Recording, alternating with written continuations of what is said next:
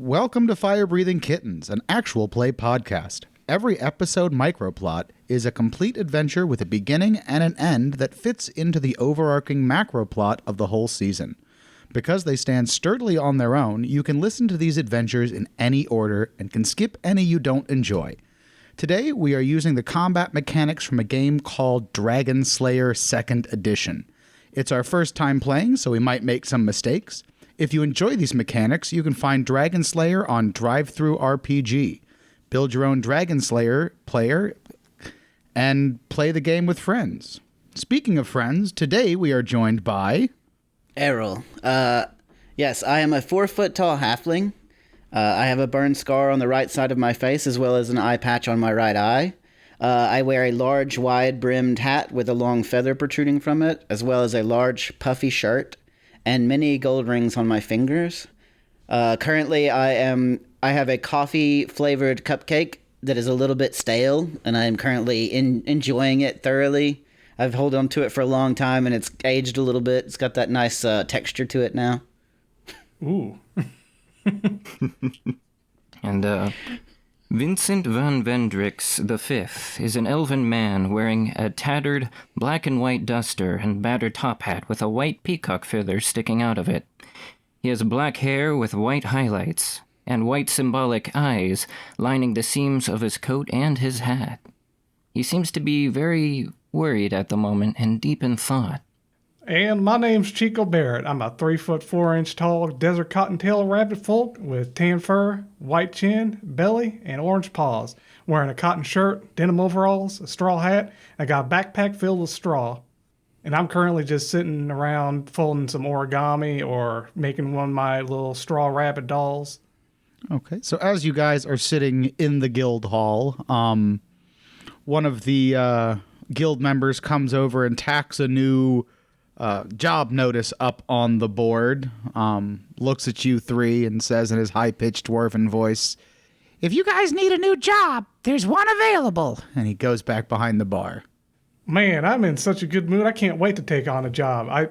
Chico jumps up and immediately takes it. He's in a good mood after everything that happened with his family and the closure with that. Real quick, how is everybody dressed? Like, how well dressed would you say everybody is? Very commoner. Just, I look like a farmer. I look like a rabbit farmer. Errol has not finery, but I would say he's well dressed for an adventurer, but not like overly elaborate. I'm dressed for farming. I am just your typical farmer, nothing more. Errol sees Chico with the flyer, and he's like, "Chico, old friend. It's good to see you again." Oh, hey, Errol. Nice to meet you again. How's the family back in Bramblebrook? Oh, it's everything's fantastic now.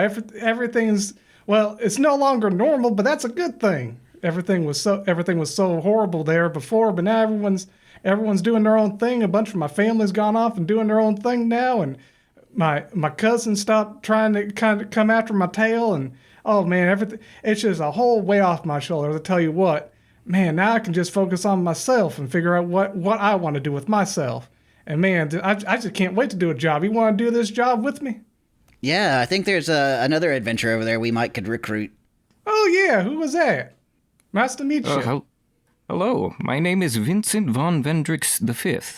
I do apologize as I have mildly eavesdropped on your conversation, but I would very much enjoy to go on an adventure with you guys. Anyone who has a feather in their hat is always welcome with me. I appreciate the style. Oh shucks, I can't wait to have another hand on this adventure. This'll be fun. Nice to meet you, Mr. Vincent.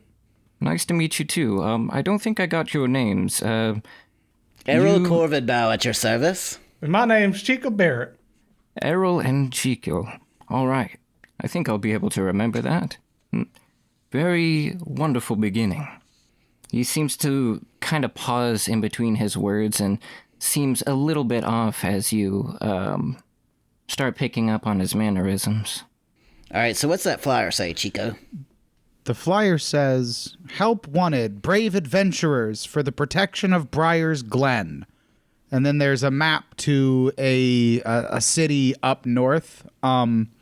Vincent, you recognize that this town is familiar to you.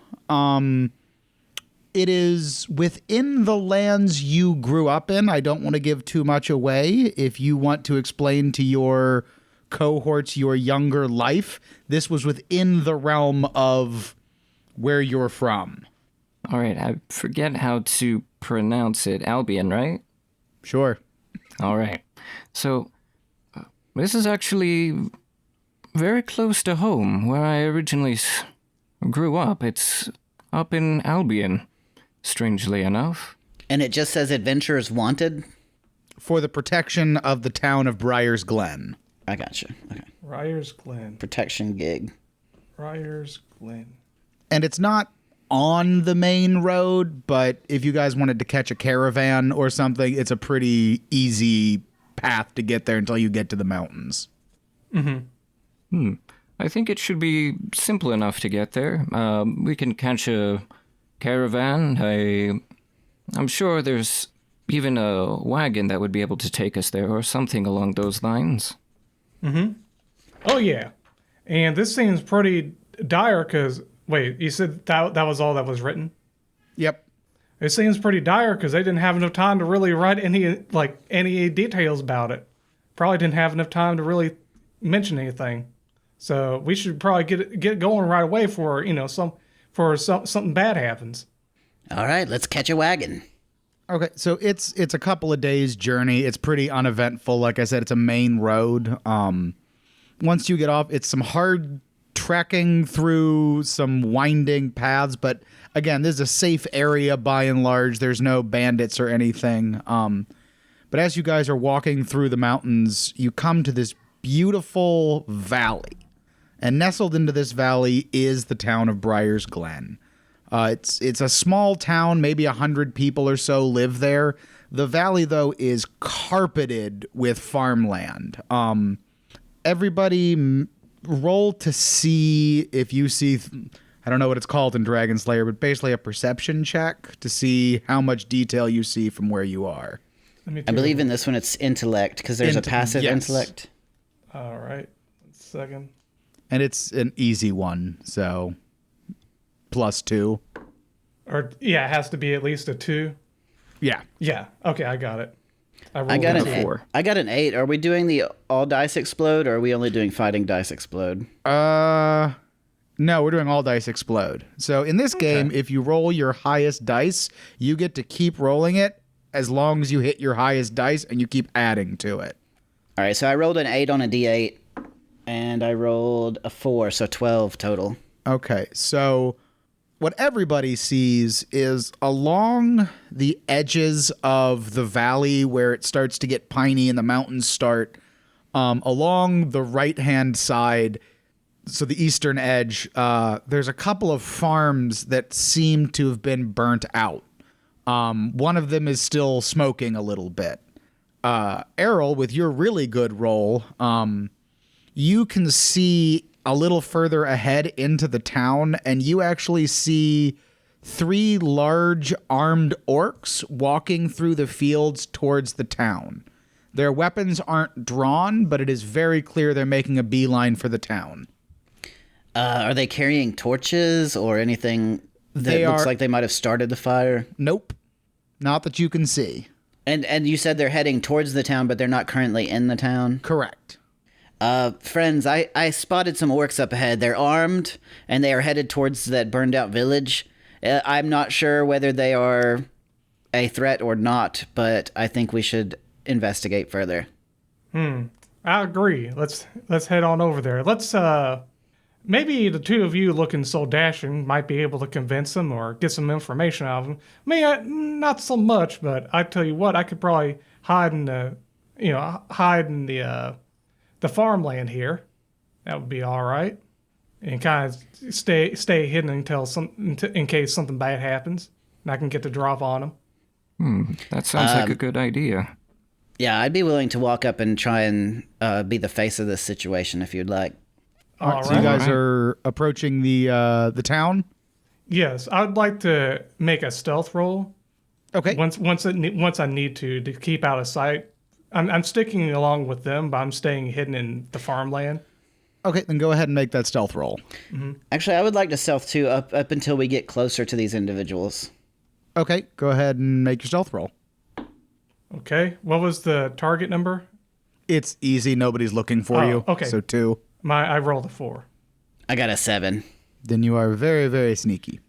As you guys approach,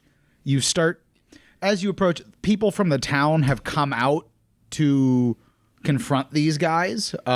In the head of the group that you can see as you're approaching is a very tall woman with dark skin, almond-shaped eyes, straight black hair. She stands about 6 feet tall. She has a group of scruffy-looking farmers behind her. She's clearly a working woman. Like, she is strong, she's big, she's a farm worker herself, but she is very clearly in charge of the group behind her, and is talking to the orcs. You can hear a couple of snips of conversation. You hear her saying, you hear the orcs, you get out of our land. She's like, we've lived here for hundreds of years. This is our land now. And, they're getting heated, but nobody is reaching for weapons yet. And that is the scene that you guys are walking into. At this point, Errol will just saunter right up into the middle of this conversation. He will stand by the woman with the dark hair.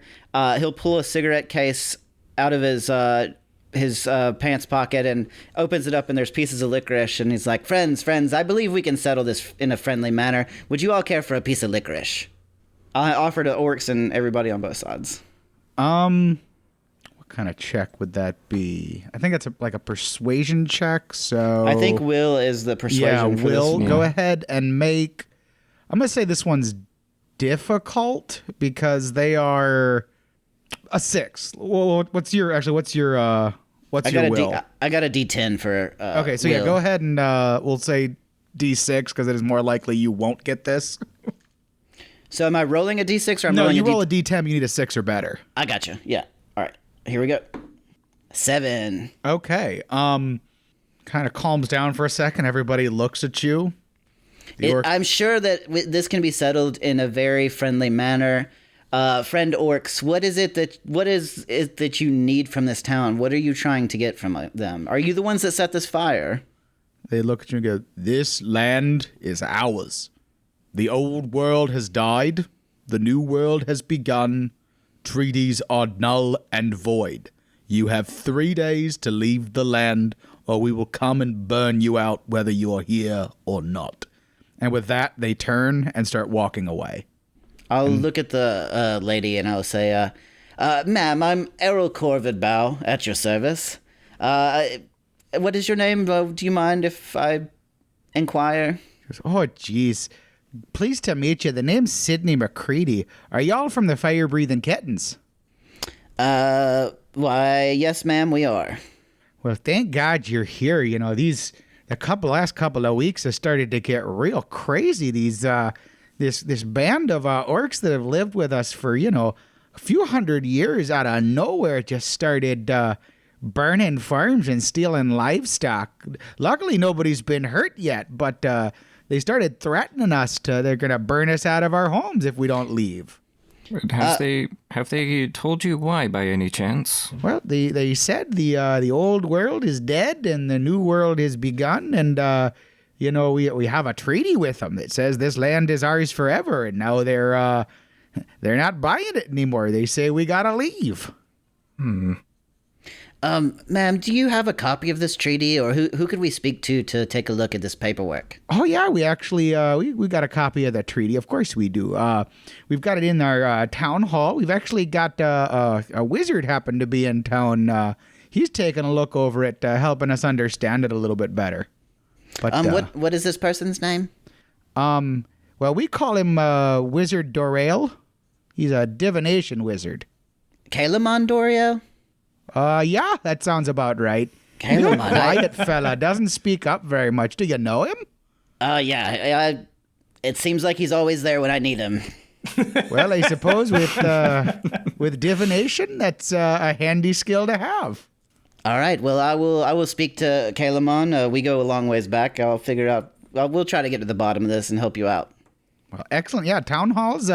Just go right down the street. It's the only stone building in the city. All right. Is there anything that you guys would like to do before we go check out this treaty? Well, I kind of want to remind the group, in case everyone forgot, we got 3 days till they come here, so we got plenty of time to investigate, kind of overview everything, and come up with a plan. But yeah, let's go to the town hall. Sounds like a plan. I don't think we have any other leads. So as you guys are approaching the town hall, outside is a message board. On it, is some looking for lost dog, looking to sell old horse, and there's also a couple of wanted posters on there.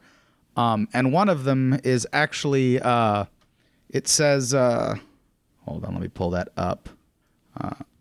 Lord Vandrix is seeking the thief of his fortune. Wanted, dead or alive, Vandrix the Fifth. Vandrix the Fifth. There's no picture. That sounds very... We've Is just there a met, reward? I feel like we've met someone that has the V-lettered name with the fifth, and everything is just obsessed with V's, but I have no idea. What do you think, Vincent?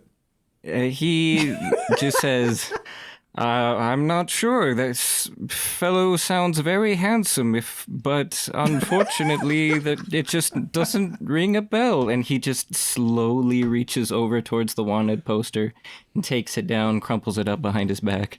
Was there a reward listed before he yanks it down? Was there a reward listed for the Vandrix the Fifth? Not that you saw. It did Just say someone's that his looking for fortune was stolen, so I don't know how much he'll be able to compensate you. Chico's gonna be saying, I don't understand a wanted poster without a face on it. There's no one can. Oh, people are just going, are you this guy on the wanted poster? It doesn't have a face. Is this your name? I don't get it. Or at least a description, like... Well, you are in the land, so it would be assumed that they had met the Lord's son beforehand. Also, on a completely unrelated note, if anyone asks, my name is Victor, not Vincent. Did I get that wrong? You said your name was Victor? Oh, that's just a nickname I go by in these lands. Completely unrelated reason, though. All right, we'll start calling you Victor while we're here. Victor, I bet you've met Thomas Underhill before. There's another member of the Fire Breathing Kitten that goes by a bunch of different names. And man, she does love her gold. What's not to love about gold? It's a wonderful commodity that keeps the world going around. Well, in my opinion, you don't need gold. You just need find your own kind of happiness. That's what I've learned from people that have been teaching me life lessons. That what you love is you have to find on your own. That's what I'm looking for. And personally, I don't really see it as gold or riches or fame. I have no idea what it is. So that's what I'm looking for. Well, Victor, personally, if a friend of mine, and you are a fire-breathing kitten now, so I consider you a friend. If you ask me to call you Victor, you are now Victor. Well, thank you. Let's go check out this treaty and see what's going on there. All right, Also, so you... go ahead. Real quick, before they go, Vincent will say... and as another completely unrelated thing, I'm going to change my appearance while we're here. And he's just going to, wave his hand in front of his face, and he'll look like a completely mundane kobold wearing raggedy clothing. That's impressive. Thank you. Well, hey now, you actually changed your voice too? That's pretty nifty. Why, thank you. I've been practicing a lot. All right, so inside the town hall, there's a stage, not really a stage, but, a lectern set up on front of a step up. There's a couple of tables scattered about, and sitting in one of them is Errol's friend. Pronounce his name for me again. Kalamon Doriel. Kalamon Doriel sitting hunched over a table with papers spread out in front of him, furiously copying notes and things. Kalamon, I recognized your old stink anywhere. He looks up and goes, "Oh, Errol! It's so good to see you again." So, you're always around when I need you, man. What's going on with this treaty? We got a flyer saying that these people needed help, and I told them I'd look into seeing why these orcs were attacking the town.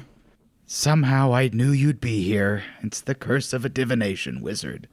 Well, there's two versions of this treaty. There's the language that we're speaking now, which is what this was written in. But there's also the language of the people of the mountain, the orcs that you met. It's a little different. In one treaty, the one that the people of Briar's Glen have, it says that this land belongs to them forever. The other treaty says they have this land as long as eternity flows. Is there a person who was listed as the scribe or the author of this particular document? No. This sounds like a classic swindle to me. Well, they are dated. Sorry, they're dated at the same time. They were written at the same time. It seems that there's an issue with translation. The people of the mountain, a lot of their language is symbolic. It's storytelling in the language. They don't have a word for forever. At least from what I can tell from speaking to a couple of them and reading some things written about them, that they talk about the flow of eternity. Oh, what is the flow of eternity, if you don't mind me asking? I don't know. Does it say anything about the old world in the orc version? There's mentions of the world flowing from eternity, but no, there's no mention of worlds. Not in this treaty or anything I've seen. The orcs specifically said that the old world is dead, and that ended the treaty. So I'm curious to what... It seems like some event might have happened that was like a prophecy trigger or something in their lore. So I guess we'd have to go speak to them directly. Yeah, I like that idea. They don't sound like too bad of people. It's just a miscommunication. It just did something. I could see why they're angry, because when a treatise says to keep the land forever, now who would do that? I'm sure they'd forever until something happens. Did we? I'm sorry, Chico. I didn't mean to overrun you. So the other thing, we heard the thing about the treaty, but we didn't actually investigate the situation with the fire. We don't know for sure that the orcs set the fire. That wasn't established. I think Sydney said that they did start coming in and setting the fire She did mention that they've burned a couple of... Well, I meant to mention, if I didn't, that they've burned a couple of farms, but nobody's been hurt yet. They've all been happening when people are either out in the fields or no one is home. Nobody has been hurt or killed yet, but things are escalating.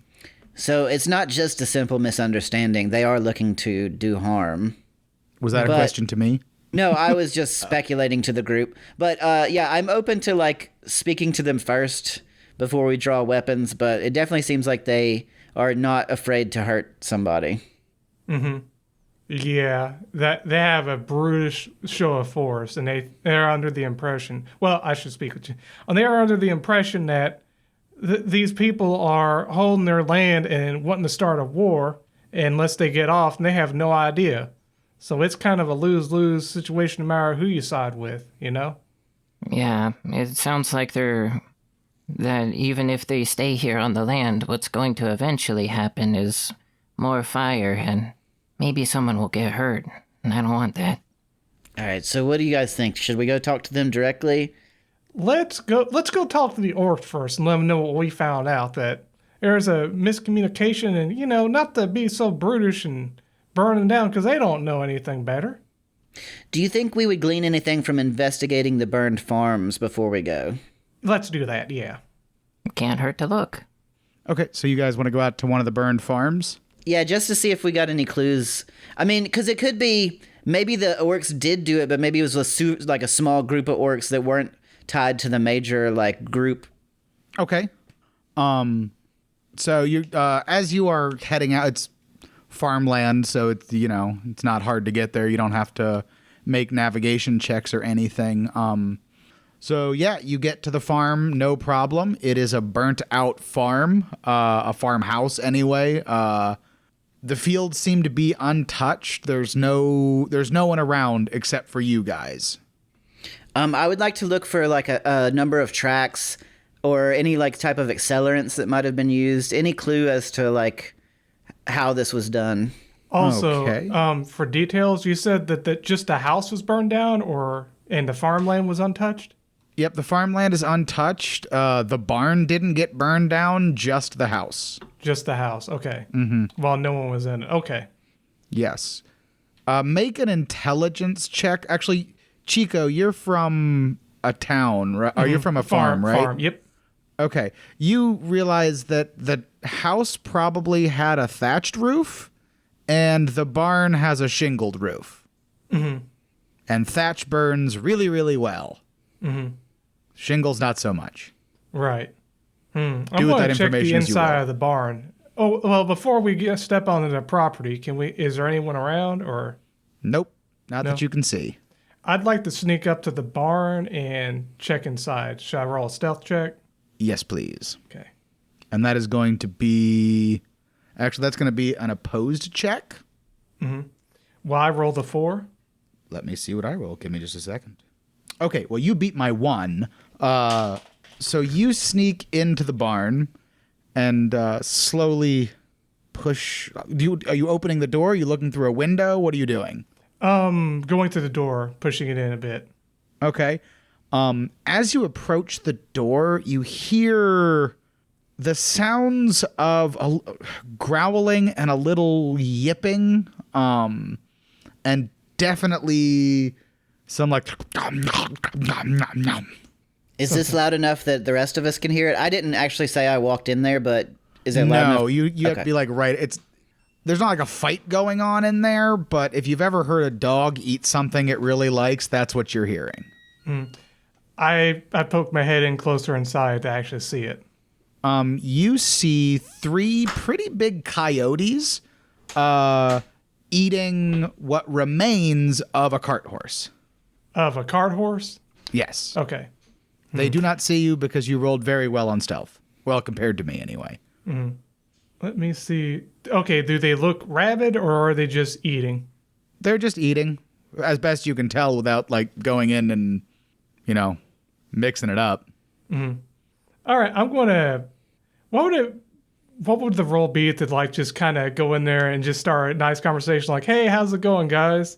Don't want to intrude on your meal, but just want to... well, I should say in Chico's way. Don't want to intrude on your meal. I just want to ask some questions. I believe that's an intelligence check. Isn't that what you decided, Errol? For persuasion?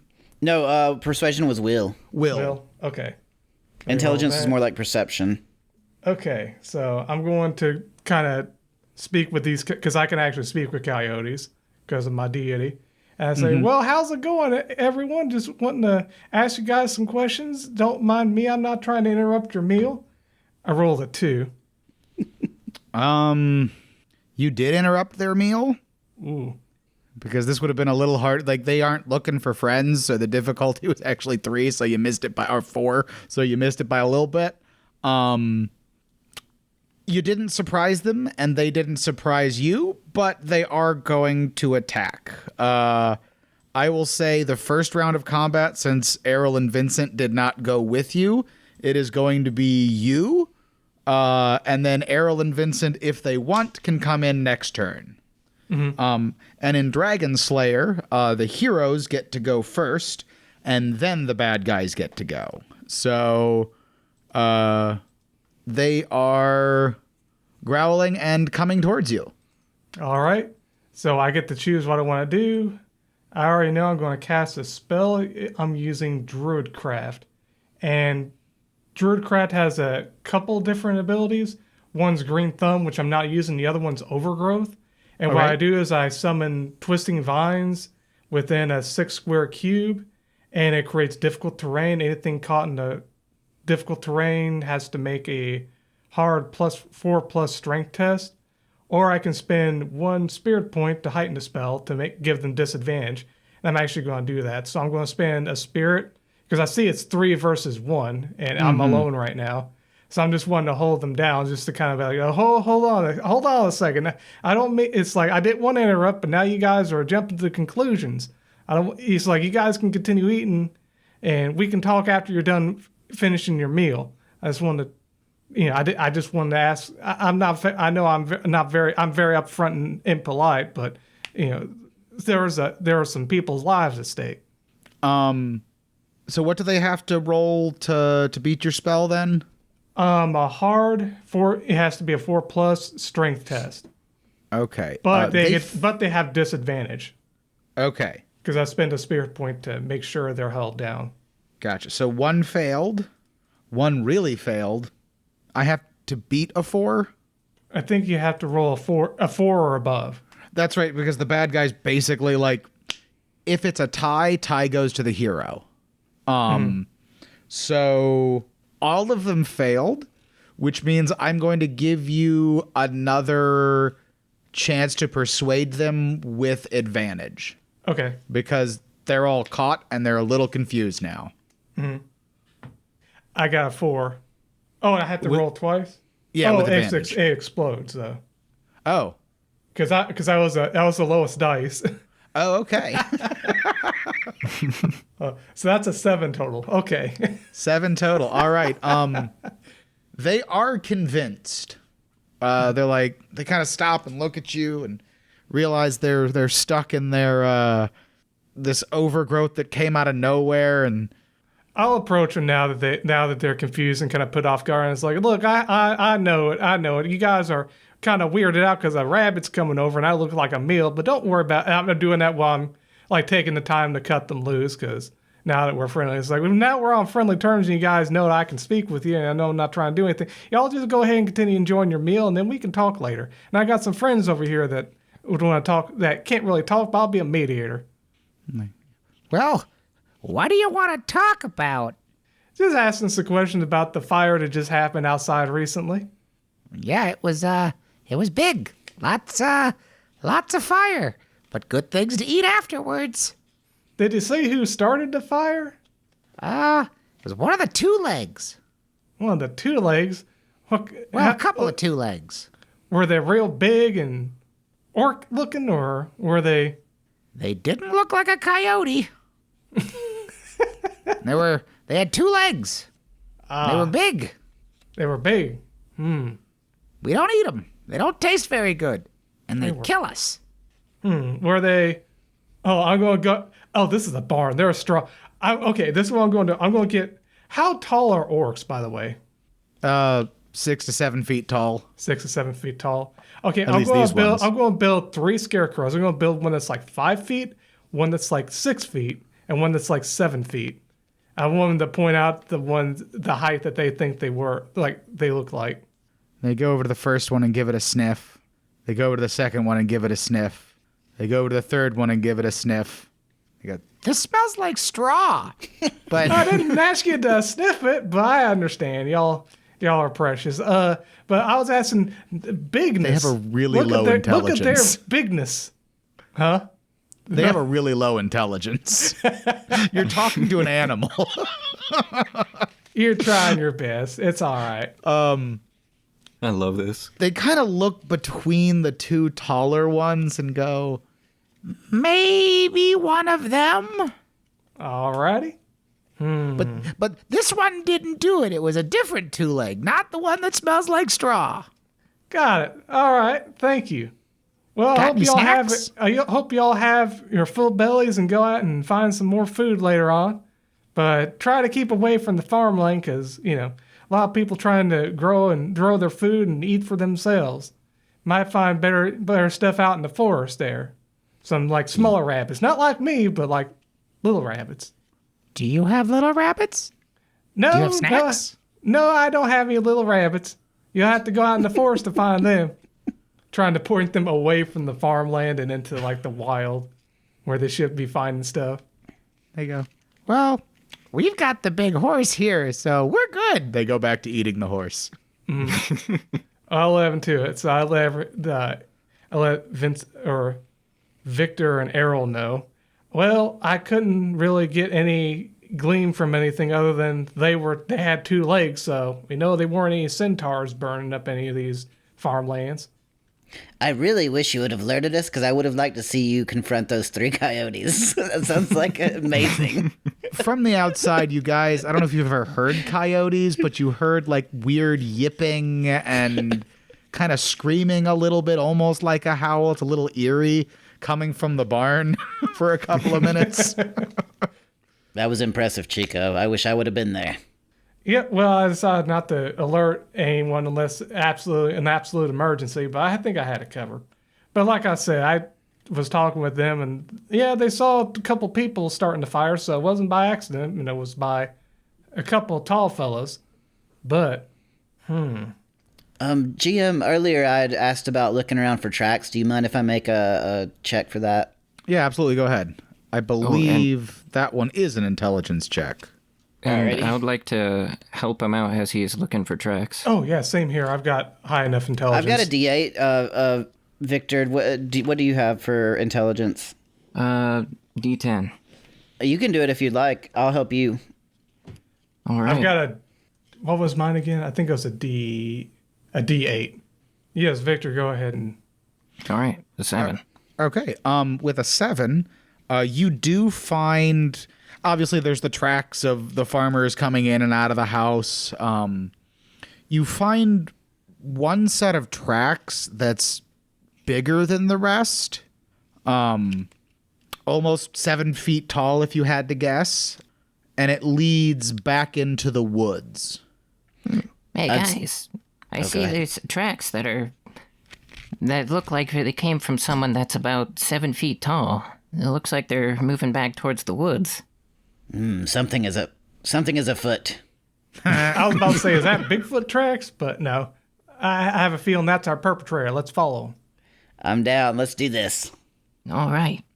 Okay, I will need one more basically tracking check if you're going to try to track them through the woods, because finding them and following them through different terrain, I would imagine, is a little more difficult. All right. I'll give it one more go. Do I have help? I will help you. I'll assist you. All right. So that is an 8 and a 10. Okay, so you really succeeded then. So you guys are walking through the woods. I will need you all to make a perception check, which I need to just keep these things up of what each one is. Intelligence? Yeah, I think so. Yes, everyone make another intellect check. I got a 7. I got a 5. Okay. And I got a with, 5. With those, you guys don't get surprised by the wolves that are now about to attack you. Now, Man, there's a- coyotes I can speak with, but wolves, not so much. Not so much, no. There's a lot of predators in these woods. Well, coyotes are scavengers. They're not really true. predators. True. Drop my pen. All right. So there are only 2 wolves. What do you guys want to do?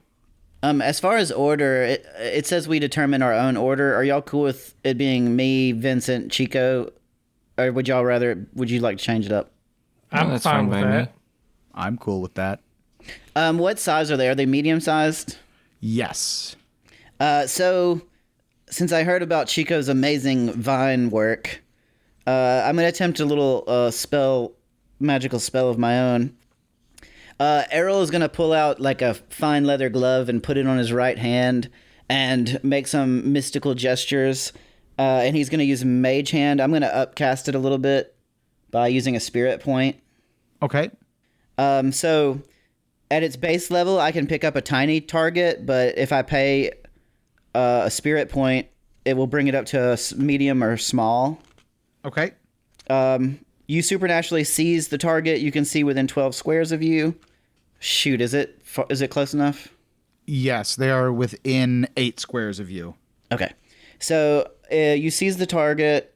It can be a creature or a loose object. It is weightless for the duration. If the target is a creature, it is also restrained. And then there's a little bit extra I can do. I can crush, deputize, interact, levitate, or suffocate. In this case, I'm going to deputize one of them. It makes your choice of attack against a creature or an object of your choice that you can see. The deputized target has disadvantage on the fighting test. There is a way to break out of it. It says it is possible for a creature to resist your grasp before it is seized by you, and is its action on any turn for the duration. The target can make a hard strength test. So it has to use its action to get out. Do they get a save? That's all it says. It says it is possible for a creature to resist your grasp right before it is seized by you, and as okay, so yeah, it makes a strength test save. It's a hard, so a 4+. Okay, one of them made it. Oh, it only goes against one target. Oh, he made it. Oh, well, that's a shame. Okay, alrighty. So yeah, a mystical hand attempts to grab him, and he shakes it off, and it dissipates into energy. That's it. Who's next? All right, I think I am. So, Vincent's going to pull out a staff that has a little silver peacock's head at the tip, and he's going to trace a pentacle in the air and fire out a small blast of fire sailing through the air in their direction. I'm going to be casting Produce Flame, and using the Fireball feature. You hurl a flaming orb to make a blast attack against a creature within 12 squares of you. And if you succeed, the target takes fire damage equal to your fighting result. And if the result is an even number, residual energy bursts outward from the target, hitting each other creature adjacent to it to also take fire damage, equal to half the result. That's a 2. Well, you need a 2 or better to hit them, so you did hit them. Awesome. And these wolves were actually not very strong, because in the monster manual, they only have 1 hit point. Oh, wow. So, yeah. Basically, this fight was to get you guys used to the mechanics. But no problem, you killed them. Awesome. So you have 2 crispy wolves in front of you. Well, I'm sorry for my disappointing performance, guys. I don't know. I'm not on my game today. Well, these wolves are dead, but you know what? I think we should give someone a little bit of thank you for helping out earlier. And we're not too far from the barn, are we? No. I kind of do a yip out into the into the forest where I think the coyotes can hear me, or back towards the barn. Then we continue. Like, oh look, free food. They get really excited and yip their way out. Well, one of them does. The other 2 are still eating the horse. One of them runs out and sniffs the wolves. He looks scared for a second, and then you hear him go, Extra crispy. and he, And then we can continue. Yes. Chico, you're gonna have to teach me this, man. I need to learn coyote. Oh, you just need to know how to yip in a certain way and like get at them for being just dummies, because they are a bunch of dumb animals, but they mean well. They like playing tricks and whatnot. I'm very impressed with this skill. I want to learn. All right, let's sally forth. All right. As you guys continue to sally forth, with that 10, you get all the way. You follow the tracks to a path in the woods that seems very well traveled. From what you can see, a couple more footprints join him before he gets to the path. But then the path, it all leads. I assume, are you guys following the path? Mm-hmm. Yes. You follow the path. Before you get anywhere, what's everybody's passive intelligence? Mine's 4. 4. Okay. With a 4, you guys start to smell cook fires and wood smoke burning. It seems like there's a group of creatures ahead. This must be the entrance to the orc encampment, or wherever they live. Do we want to stealth and do some recon, perhaps? Well, I don't think they're a terribly violent group, so I'm pretty sure with the right. Well, wait, who was the one that? Oh, it was Errol. Errol, you were the one that did that bit of peace treaty at the town. Maybe you should go up and be the face for him, and perhaps at least I should stay hidden, because, well, and Victor here, you're going to stay as a kobold, aren't you? That's pretty much it. Yep. How good is Victor's ability to stealth? That's agility. Not great. Would you like to? Would you like to go in with me? Be my backup. Sure, There I'll are- go along. There are group checks in this game where basically everybody rolls and you help the lowest person get through. Okay. How do you do that? Let's pull up the rules so I don't lie to you. Thank God for the search feature on PDF, right? Mm-hmm. Helps if I'm looking in the right rule book, doesn't it? Group test. When multiple creatures try to accomplish something as a group, the GM calls for a group check, or group test. In such situations, the creatures that are skilled at the particular task help cover those that aren't. To resolve the group test, each creature in the group makes the test. If at least half the group succeeds, the whole group succeeds. So only 2 out of 3 of you have to succeed. I mean, I'm okay with us all stealthing and sneaking up on the area, and then if you want me to go talk, I can break my stealth, and you guys can stay hidden if you'd like. Yeah, because once we do the stealth, if you break it, we're still hidden. That sound like a plan? I think Yeah. so. I think we should just be ready in case anything drastic happens. Well, everyone stick behind me. I know how to... Well, my forte is more sneaking around in cornfields instead of a forest, but they're about the same, aren't they? And I'll start leading the way, sneaking towards the encampment. So that's going to be a stealth check. That is okay. Let me roll this. Oh, Okay, not good for me. I rolled a 6. I got a 4. I got a 1 Oh wow. Well, what's on interesting... a D10. Well, ties go to the heroes, and the number was 4. So Vincent and Chico, Errol, as you're creeping up, you almost step on like a duck that's sitting right there, like just hanging out in the woods, and you're like almost honk, like right before you step. Vincent stops you and goes, "No." Hold on, guys. Be careful about the wildlife. Hold on, guys. I speak duck. Your ask the alpha duck. doesn't work like that. You can't I'll go ask- quack, quack, like I go yip, yip, yip. It's not the same. I will quietly ask this duck if he saw any people with torches. Do you actually speak duck? No, but I want them to think I do. Oh, okay. Can I make a will check to try and deceive them? Why is there I a was duck in making the forest? I was just making a joke that he was going to step on something loud, but now I'm interested. The duck kind of This is looks great. at you sideways and quacks back and then flaps off to its pond a few feet away. Oh, okay. But can I make a deception check to try and make them think that I know what the duck said? 100% yes. I got a 10. So, I'm gonna re-roll because it explodes, right? Yeah. And a 9, so a 19. So you think you speak duck. You actually did speak duck for a second. Like, that duck understood you, and you got that. And Chico and Vincent, both, you were like, wow. Wow, I guess you're right. Yeah. Guys, We're this going to have duck. to trade off language speeches between Look, you. this duck told me the whole deal. He Oh, read man. the treaty. He understands what is happening. Wait, it can read? Wait, Yes, wait a ducks are minute. very intelligent. Now, I may be convinced you speak duck somehow, but I'm not convinced it knew how to read. I think you're making it up.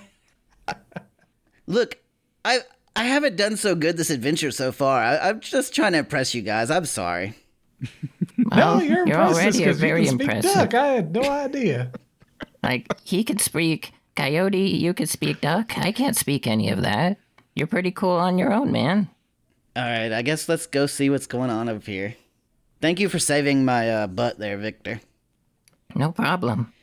Just looking out for my friends. All right, so what's going on in this camp? Real quick, can you guys hear my neighbor's dog barking? Okay, good.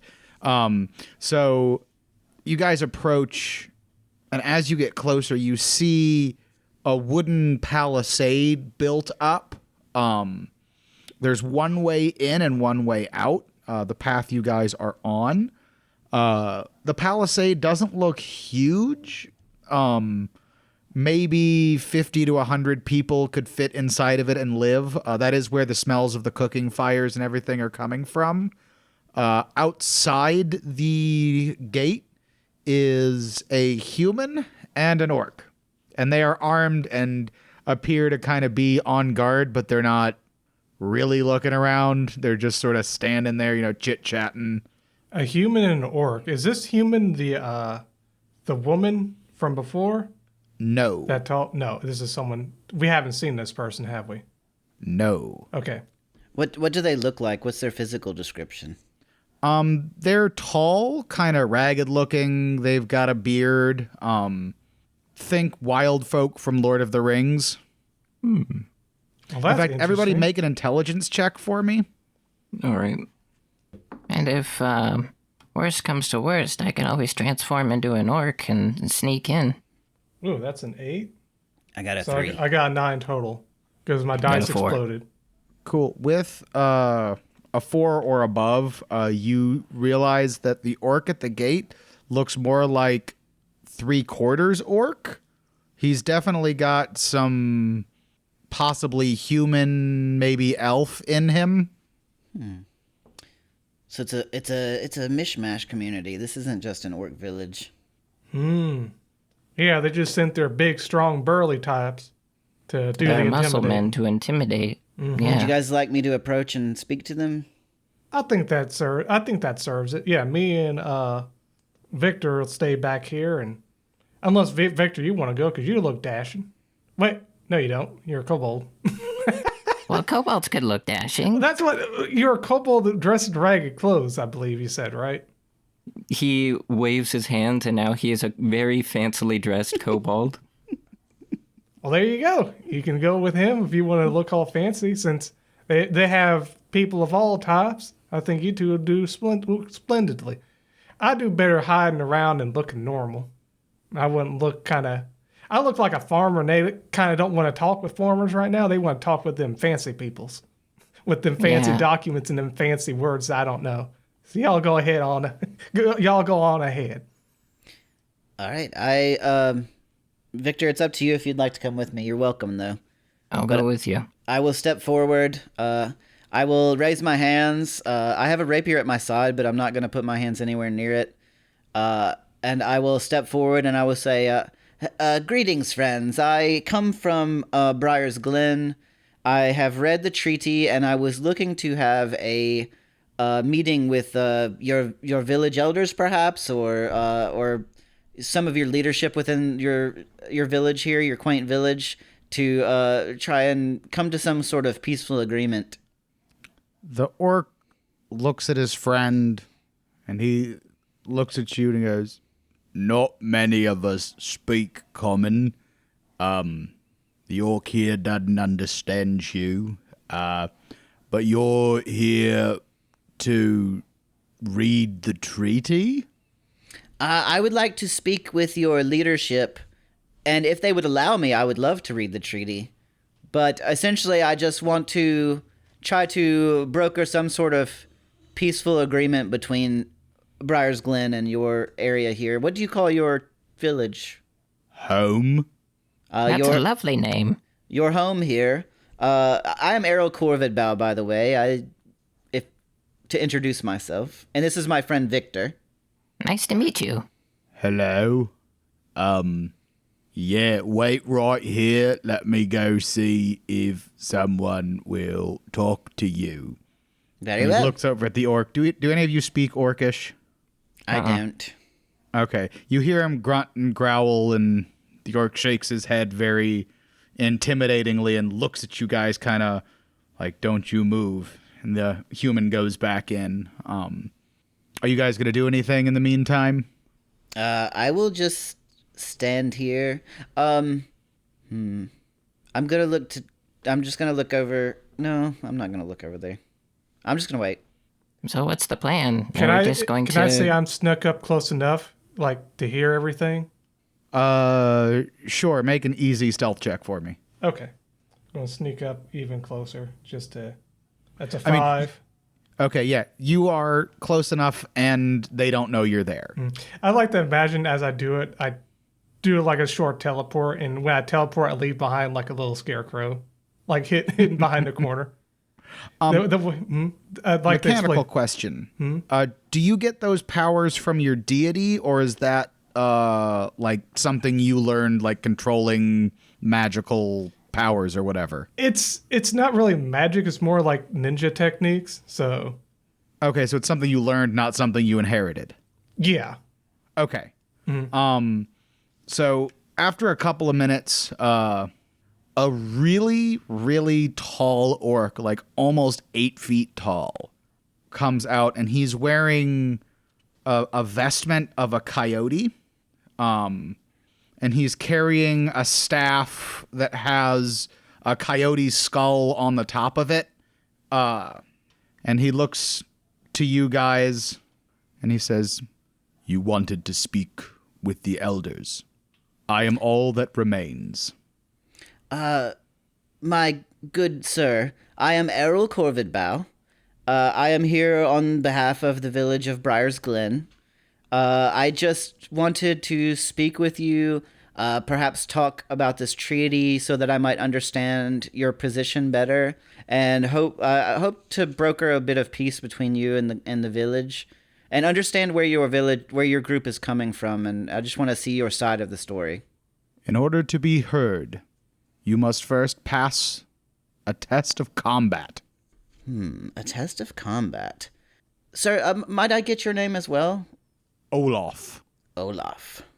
The combat test, is it against a certain individual? Do you choose a champion, or? It is as many of you versus as many of us as you choose. It can be 1-on-1, 3-on-3.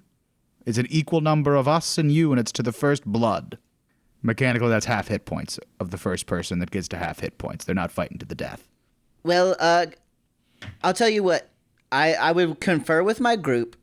If you don't mind, I will come right back here and speak to your gate guards if we agree to this contest. Is that acceptable to you? Acceptable. All right. I'm just gonna step back and go back into the woods. I'm not gonna go directly to where Chico is. I'm going to go to another area and hope that he sees the direction I'm heading. I'm watching you. Or yeah, and Chico's then watching we'll you. congregate, and I will tell him. I'm sure you heard, but just to make sure we're all on the same page. That sounds. I'll be honest. That sounds exciting. Doing a fight to the first blood, and they seem like a pretty wild people that like to do this kind of like strong man, like see who's the strongest guy. I like this a lot. He's like putting his fist like punching the air, like he's getting excited. I don't know about y'all, but this sounds exciting to me. Well, I've never been with you in a scrap together, Chico, but I know that you're good in a pinch. Victor, are you willing to fight to see how this shakes out? Yeah, I'm ready. I'm just a little curious, though. Are we allowed to use magic? Or does this have to be just a swing, hit each other kind of deal?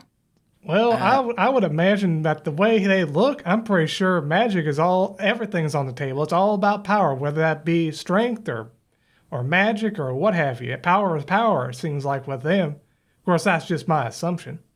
Oh, thank goodness. I say if you're open to the idea, then we reconvene back at the front, and you can ask them that before we agree to final terms.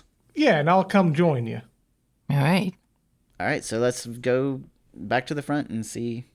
Mm-hmm. Since that was short, I'll just say Olaf was standing there waiting for you guys. Mm-hmm. So you approach? Yes, I'll approach and I'll say, Distinguished Olaf, before we agree to these terms, is our magic abilities acceptable to use during this combat? The first rule of armed combat is there are no rules. The second rule is you don't talk about armed combat.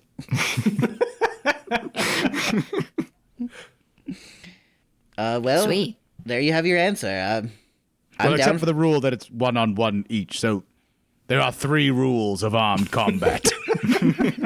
Well, back in the turkey neck, we were all down for a scrap in the streets, so I'm open to these rules. I don't What know do you guys anything think? about. I was about to say I don't know anything about turkeys and nicks, but you seem pretty capable in the fight. Chico, have you made yourself known? Have you Yes, come out of hiding? I'm there. I would say I'm there with them as well. Okay. When you step out of hiding, you realize Olaf looks at you very intently. Well, hi there. Nice to meet you. My name's Chico. He gives you a little bow and says, "We will speak again after the combat. Follow me." And he leads you into the village. It's mostly small huts that could be easily taken down and moved. There's a sense of impermanence to this place. The mountain people, as they call themselves, are semi-nomadic. But as you get to the center of town, you realize this whole place has been built around a fighting pit. It's been dug into the stone. It has a very ceremonial feel to it. And as you guys are walking through town, there's whispers going around, and you see a couple little kids. There's orcs and humans, and there's even a couple of elves that are here, like wild-looking people. But by the time you guys get to the center, most of the village is seated around the arena, waiting for their blood sport. Olaf looks at you and goes, "Stand in the center of the arena, and 3 challengers will approach." All right. Are y'all ready? Is there anything preparations you'd like to make before we go in? No, except I think this might be the worst time for this, but you know that wanted poster back in town? Yes. I think that was me. Really, I never would have figured that out. Wait, yeah, it was you? That wanted poster without the person on it? How can you? How do you know it doesn't have a face on it? Chica's Well, a little. A little slow. I believe it had his name on it, Chico. It did have my name on it, but I'm Wait, not your name's entirely... Wait, no, it's Vincent. Wait, no, it's the fifth. Wait. He lied, Chico. He lied about his name. His name I get because you're like I don't even remember her name now. She has so many names. But you're like, yeah, okay, yeah. You seem like a decent person though, so I knew her have as nothing to worry. I knew her as Krista. I believe you're speaking about. Yeah, to me she was Catherine, and then she was someone else, and I can't see that you can't keep up with that woman. But she can keep up with gold, that's for sure. But anyways, you don't like I said when if you're inducted in the fire breather kins, there's nothing to worry about with you. We won't be turning you in. Oh, So the as main you thing I'm guys worried are about... Sorry. as you all are chit-chatting about Vincent's past, 3 really big guys, in fact, the 3 you saw at the village, come strolling into the arena, each of them carrying a really big axe. I'm not surprised it's those 3. I have a feeling they might be trouble. Olaf turns to the crowd and says, "Our champions have been chosen. The challengers await. May combat begin." What do y'all want to do? Are we I pull my going the same rapier. order? Yeah, we can go the same. All right, you guys decide. I'm down with that if y'all are cool with it. Just to keep it simple. Sure. Do what? Are you cool with it being me, Vincent, and then you, Chico? Oh yeah, that's fine. Okay. And if any of you get to half hit points, please let me know, because that will be to the first blood. All right, that makes sense. I will pull my rapier, and I will... Let's see, there's 3 of them. Are they lined up, or is there one in the front? They are spread out. Each one of them is going for one of you. You will not be able to hit them with a single spell. They're smart enough to spread themselves out. All right, my movement is 6. About how far away are they from me? I'll say you can close in this round. I'll take the one on the left. And I'll I hit the one in the will... middle. I will sprint forth with my rapier and try to slide around him and slash at his legs. Just mechanically. I'm just going to make a swipe at him though. Cool. Go for it. And it's fighting, right? Fighting check. Yes. And it's an easy one. I got a 6 on a D10. Cool. So you hit for 6 points of damage. As I slice his leg, I say, I may look small, but I think you're in for a fight. All right. Who's number 2? All right. So Victor, or Vincent, however you want to call him, is going to bring up his staff, trace the sigil once more, and fire at the guy in the middle. That's another 2. You hit. And it was like a tickle, tickle, tickle. And it also does 1 point of damage to the guy next to both people that are next to him. They are spread out far enough that you can't hit all of them. They have purposely spread out so that they won't get hit by area of effect spells. Oh, okay. And just the guy then. And that's me. Chico, your turn. Well, seeing that his fireball spell didn't work, this one thing I had prepared ain't going to be that useful. So I'm going to go against my guy, and I'm going to throw one of my carrots at him. So that's going to be just a weapon throw because it's essentially just a throwing dagger, just flavored as a carrot. One of my throwing carrots, and that's going to be my fighting, which is a D10, and that's a 7. That's a good hit. Goes and hits him directly in the shoulder because I was aiming at center mass, and that wasn't a direct hit in the center. So I'd say probably shoulder is where it hit. So one of them has a carrot sticking out of his shoulders. One has, burned eyebrows, and the other has a slashed leg. The one on Errol is going to take a swing. You sliced him so good, and by ducking under him, he swung over your head with a 1. Oh, wow. And I'm actually going to say, because he critically failed, he actually loses his grip on his axe, and he will have to either fight unarmed or spend a turn getting his weapon back. Awesome. The next one's going to swing at Vincent. He hits you with a 6. So you take 6 points of damage. And Chico, the next one hits you for 8, which means it explodes. And he gets, on his second one, so for a total of 12 points of damage. Ooh, 12? I'm out. You're at half? Or? Yep, I'm at half. I have 24 HP. So what happens? The orc swings at you, and you feel a weird sense of protection, and it should have done 12 points of damage to you. It does 1. It only does 1 damage? Yes. Okay. You can make an intelligence roll to try to figure out how that happened if you want. Mm-hmm. I got a 4. Out of the corner of your eye, you see Olaf making a sign with his hand. I narrow my eyes, look at him. It is top of the order. All right. So I will use, since this guy, since he just lost his weapon, I'm going to attempt a stab attack here. I took a feat called stab attack. Essentially, it's just another attack, but if I succeed, the target takes the normal damage, and then if it's not a construct or undead, it sustains a wound that bleeds for 1 minute, and at end of its turn, it takes an extra D4. Okay. So it's just a normal fighting attack check first. I got a 3, which still succeeds. It does. And then, so at the end of each turn, it takes a D4 damage.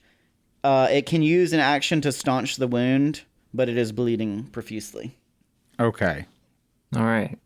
So Vincent is going to say, Wait a second, it's the first blood, right? Then we should just all focus on one guy. and then he turns over towards Errol's combatant, and he just fires one magic missile towards him, which makes it so that he just goes ahead and takes half the number of faces on my fighting die, which is a 10, so he takes 5 points of damage. He's not looking too hot, but like on a scale from 0 to 30, he looks about a 17. Okay. Chico, your turn. Mm-hmm. After getting hit by that big hit and it kind of bounces off like no damage, I'm going to react by doing a substitution behind him and then like Chuck Norris roundhouse kicking him in the back, or attempting to. Okay. That's a 5. That hits. Mm-hmm. So Okay. what happens is when it hits me, the substitution it replaces me with a straw sack with like rabbit ear, like little sack stitched rabbit ears and a little dumb rabbit face painted on his front, and then I end up behind him, roundhouse kick him, on his neck from behind. Ouch, jeez. Quick rabbit. All right. The rather bloodied one, not bloodied in the sense of this battle, but the one that's getting the crap beat out of him, is going to swing at Errol because you're in front of him. He hits you for 5. All right. The one on Vincent swings in a manner of speaking, and the one on Chico hits you for 3 points, Chico. And don't forget the one that I had stabbed takes a D4 extra. Do you want me to roll that, or Yeah, you roll that. Okay. It's your damage. It's a 1. Ooh. If it would have been 4, he would have been out. I know, but I rolled a 1. All right, but it is top of the order. So, Errol, you get to go again. All right. So, seeing that Victor has a good idea, and knowing he goes next in the turn order, and I am a team player, I am going to... So I stabbed him, and then he came back around and swung at me. I'm going to go like I'm going to strike him with my rapier, but I'm going to stop at the last second, yank my rapier back, and go... and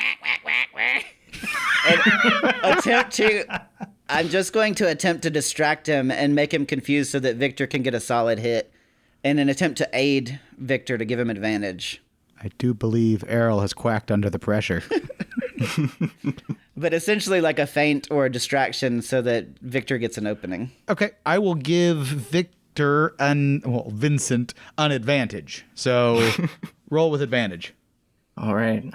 I'll fire off a fireball in his direction. That's a 2 and a... That's a 2 and a 1. Okay, well, 2. But that was enough. He bursts into flames a little bit, and when the flame dies down, Olaf is standing in the middle of the arena, and he declares to everyone, "We have our winners. They may now have an audience with the Elder." And with that, he leads you guys to probably the biggest structure there. It's a tent. It looks like a lot more people should be held in here, but there's a bunch of empty chairs and only one chair that he sits in. I see. This is where all the other members used to sit, and he's the last one, he said. Yes. So as he enters the tent, essentially, you can tell he is weary. He's been putting on a face for the people outside. He walks over and sits heavily in his chair. And Chico, he looks up at you and says, "Thank Mai, there's another of the blood."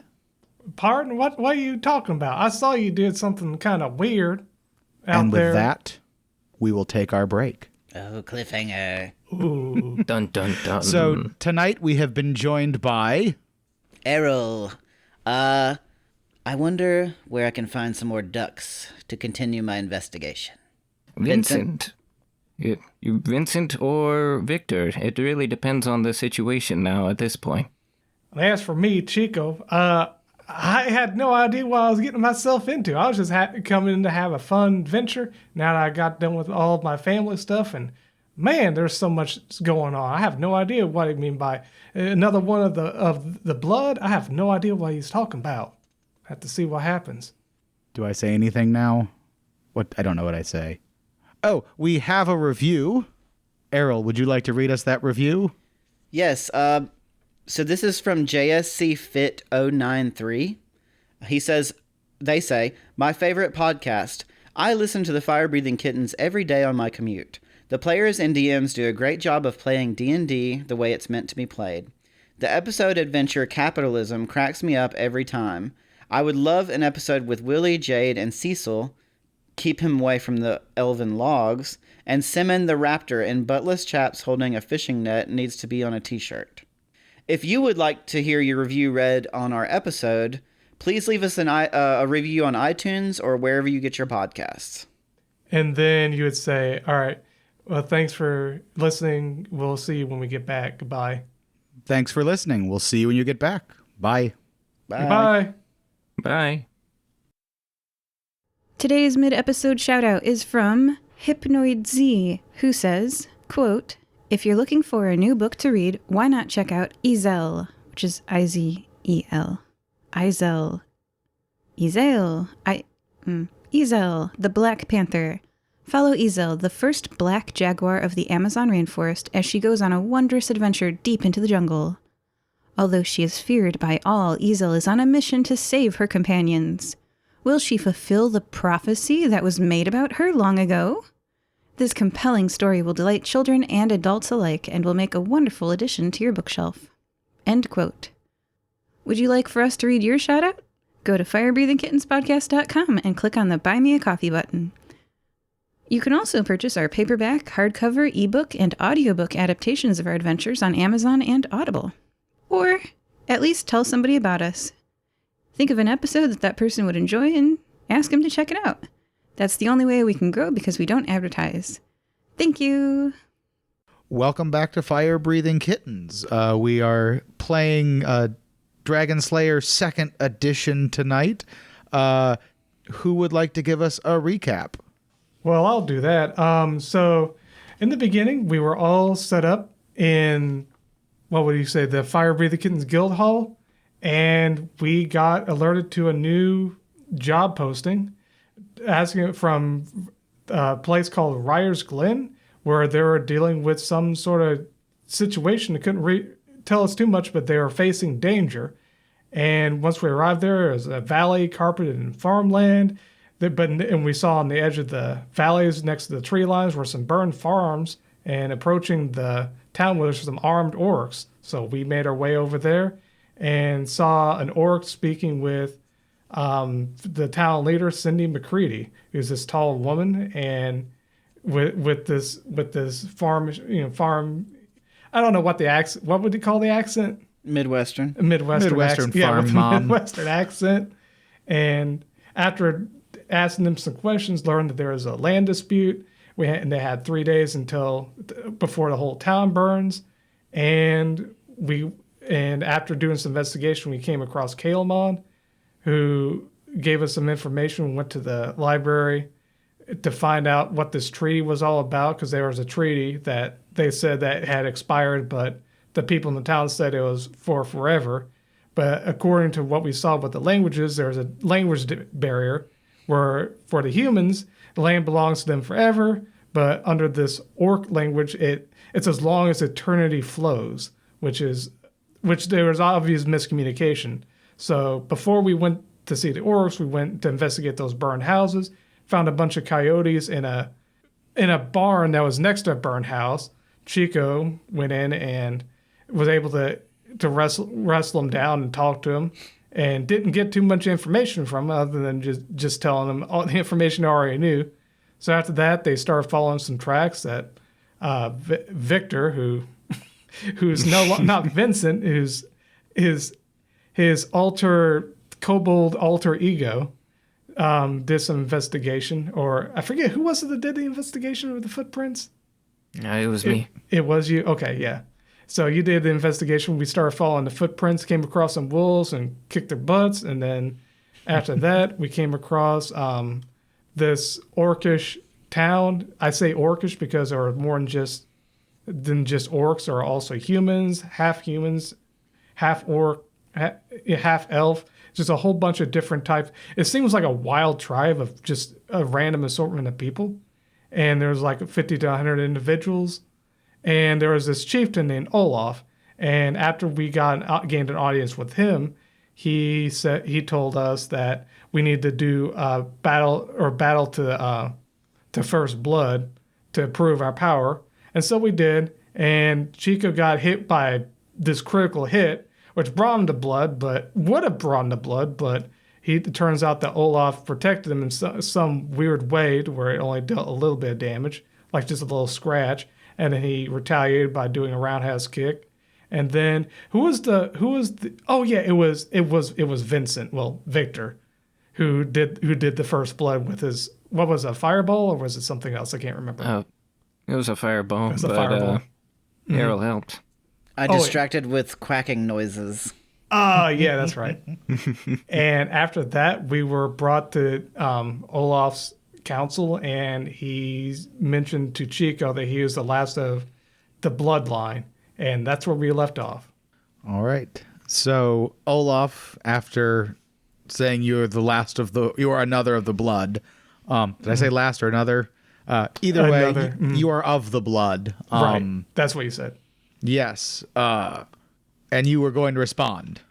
What do you mean I'm the last of the bloodline? What kind of bloodline are you talking about?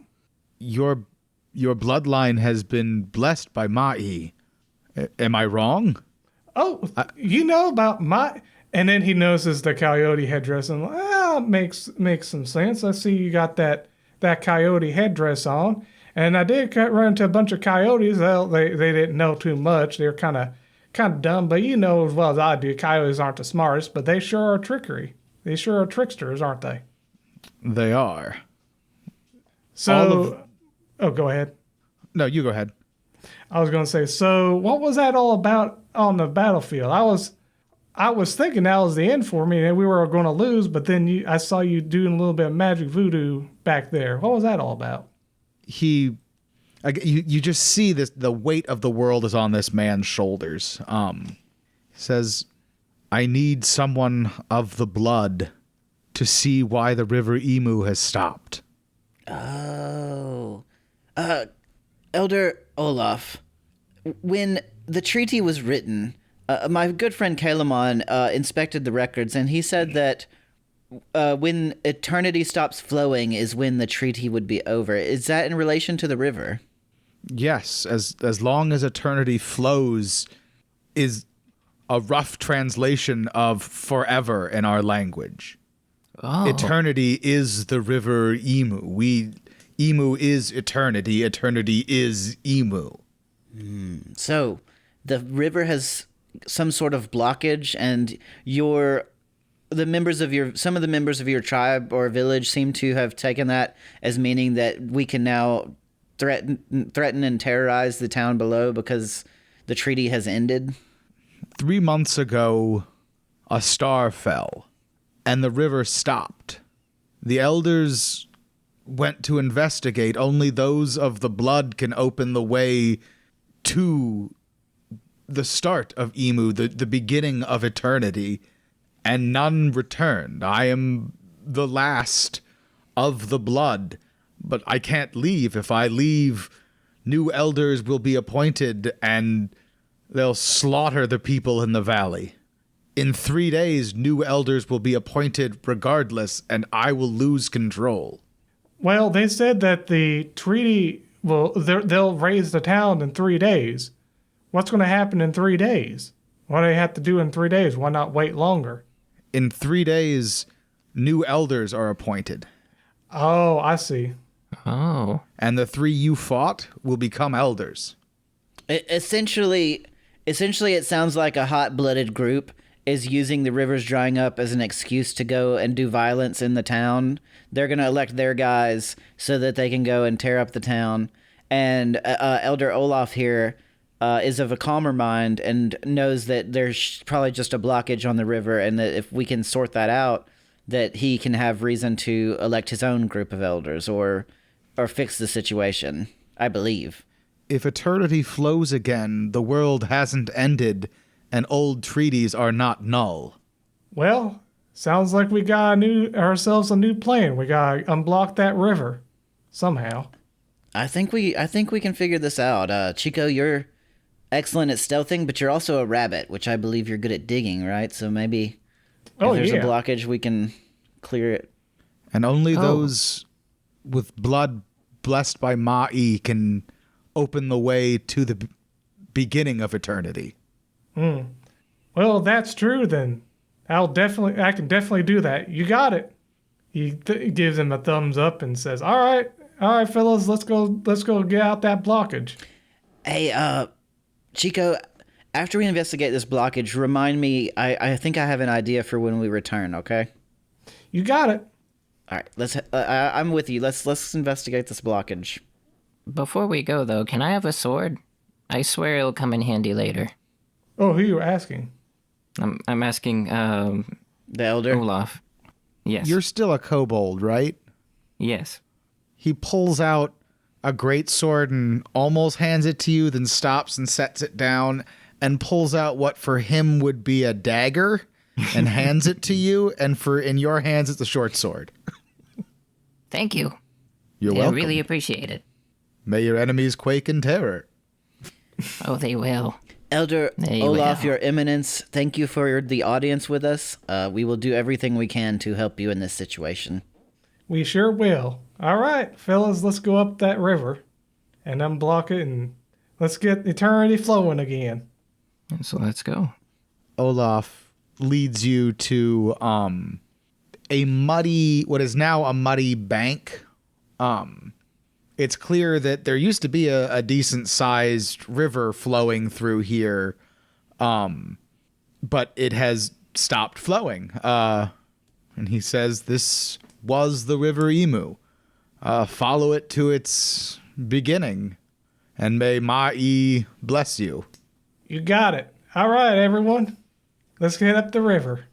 Chico, right. with this newfound sense of, I wouldn't just empowerment with Maya's blessing. I'll take lead unless someone else wants to step in front. No, and I'm not going to be stealthing either. Chico's on a mission. I will gladly follow Chico. You know, Chico, it seems like our fates have been entwined. What are the odds that Kalamon would lead you and I back on another quest involving a coyote spirit? Definitely seems like there's some fate. I'm not a believer in fate, but it definitely seems like something is happening here. Well, I'm pretty sure Kalamon is just looking out for you as well, you two are long friends, I'm sure, right? But what are the odds that you were here for this specific adventure? You were the only one. You're the chosen one. The world does work in cycles. Well, I'm not the only one. I'm just well, to be honest, I'm the most equipped for it right now, and to be honest, I'm not very well equipped. I'm just a little rabbit is all. Chico's very humble about like what he knows, and it's like, as you can tell, I'm not really that good at. I don't know if you could tell, I almost got whipped by that guy with that big axe, but You're selling yourself short, my friend. I don't know. I don't think I'm cut out for adventuring. It sure is fun though. But I keep You getting befriended a whole group of coyotes. Yeah, I guess that's true. All right. Anyway, I won't, I don't want to pressure you too much, but I'm saying, like, this is your time, man. Time to shine. Yeah, you're right. I got all of my family stuff behind me, and now it's time to start my new life. We'll see if this is what it is. And I'm honored to be here to see this happen. Let's get at it. He straightens up his backpack strap, and he starts marching up the river. And I will follow.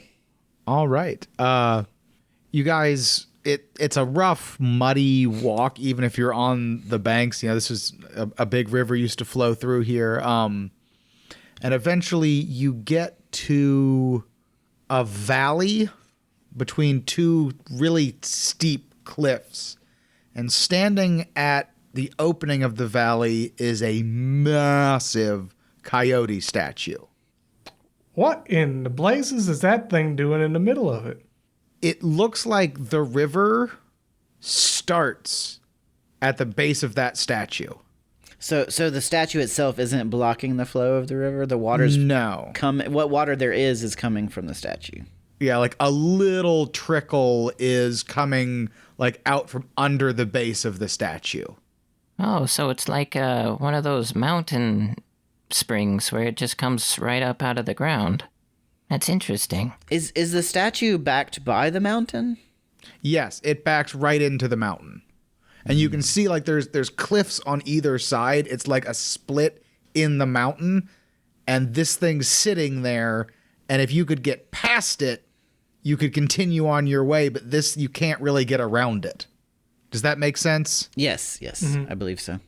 Mm-hmm. Well, Chico, I have a feeling that you're going to be the one to get us through this obstacle. Let me think about this real quick. By think about this real quick, I mean look through the rule book at the spells to see if I've got if I can do something. Where are you guys standing in relation to the statue? Like, you've approached it, you've seen it. How close are you guys getting? I would say personally, I would say I'd stay at least probably a good 10 feet back at the moment, just looking at the outer structure. I would look for writings, anything interesting, any kind of sort of entrances, or just taking in everything. Okay. Victor's walking right up to it. Okay, both of you make an intelligence check for me, please. I got a 4. I also got a 4. Okay. You see a couple of spots where it appears that there's a smear of something across it. It's sort of a brown, rusty color. Is this? I'm gonna stick my finger and like scrape a little and smell. It smells coppery. I believe this is blood. Chico, do followers of your coyote deity believe in ritualistic sacrifice? Let me tell you something about. he character just starts laughing in the middle, trying to explain it. Look, I don't know much about this coyote goddess. Look, all I know is that it tried to play a trick on my family way back in the day, and we got the better of it through kindness and generosity, and it just blesses our farm with some rain, because while it's not really, it's a trickster goddess, but it's a lesser rain goddess, so it gives us some rains and keeps our crops growing. Other than that, we just keep nice to it and thank and give it a little bit of blessing every day. I don't know anything about blood sacrifice or nothing, and my family just makes up whatever it can just to get its way or to make excuses using, we got to keep the harvest goddess in check. And that's what led to the whole incest bullcrap going on back at my place. So that's all behind me, but all I know about with coyotes, you just got to treat them with respect and be nice to them, and they'll be nice back to you. But with this and blood and rituals and what, you're not talking to the right person. Well, Elder Olaf said you were of the blood, and this thing seems to have blood smeared on it. I would never encourage self-harm from another individual, but I don't know what other way of getting in here we have. Well, yeah, let's try it. He just, without thinking. The smears are not that big. They're not like someone died here. They're not like an open artery or anything. No, it's more like the size of someone's hand. Would I just need to, just slip my palm, or just a pinprick, or what are we talking about? What are you trying to do? Well, how big? Okay, so the smear is hand shaped. Yes. I'd like to cut open my paw and smear blood on it. I just do it without thinking. I'm used to getting cuts and bruises and all that.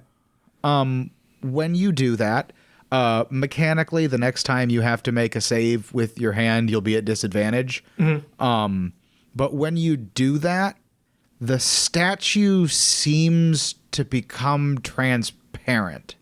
Whoa. Can we walk through it? Are you trying to? I'm going to attempt to, yeah. Yes. Well, look at that. Can you guys come through as well? Oh, it's an illusion. Yeah. You turned off the illusion, so now you can see through it. All right, I guess I'll follow Chico. I'll follow along. Well, that's a really interesting thing. I've never heard of something like that. That's pretty great. I wonder if it'd work with y'all's blood too. Maybe it just needs blood. Maybe it just needed my blood. He pulls out the sword that was just given to him. Well, we could check. I mean, it's invisible already. We'll do it if we come across another statue like this. If you do it now, it's just a floating bloody handprint. Oh, yeah, I suppose you got a point there. All right, so you guys venturing forth? Mm-hmm.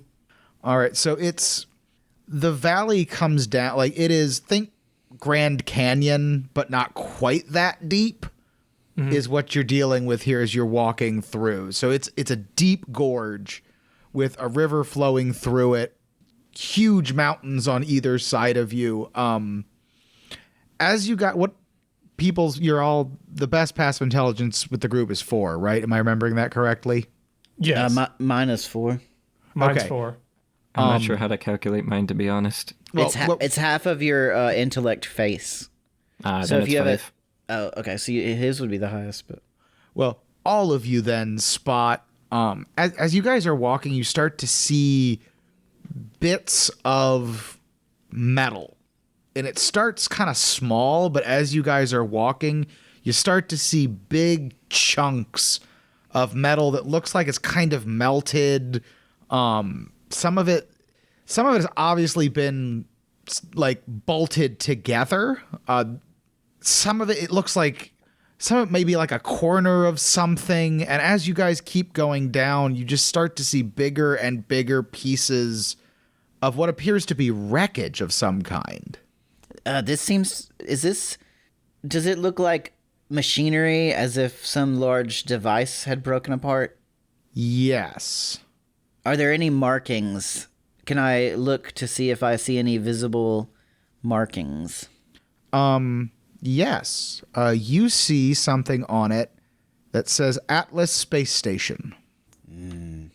I have a knowing... No, I don't have a knowing look. I have a confused look. Me I'm as sure well. the fire-breathing kittens have talked amongst themselves about the adventures they have been on, if you would like to. You know, actually, right. I encountered Deirdre, and I believe that she had at one point worked on the Atlas space station. Oh, what's a space station?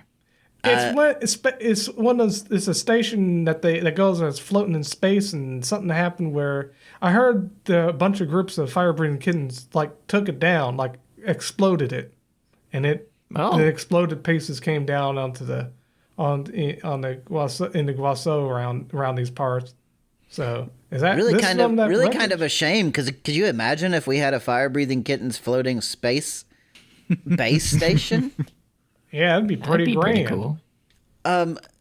DM, would it be possible for me to look around to see if there's any like intact piece of like artifact or tech or even mystical wreckage?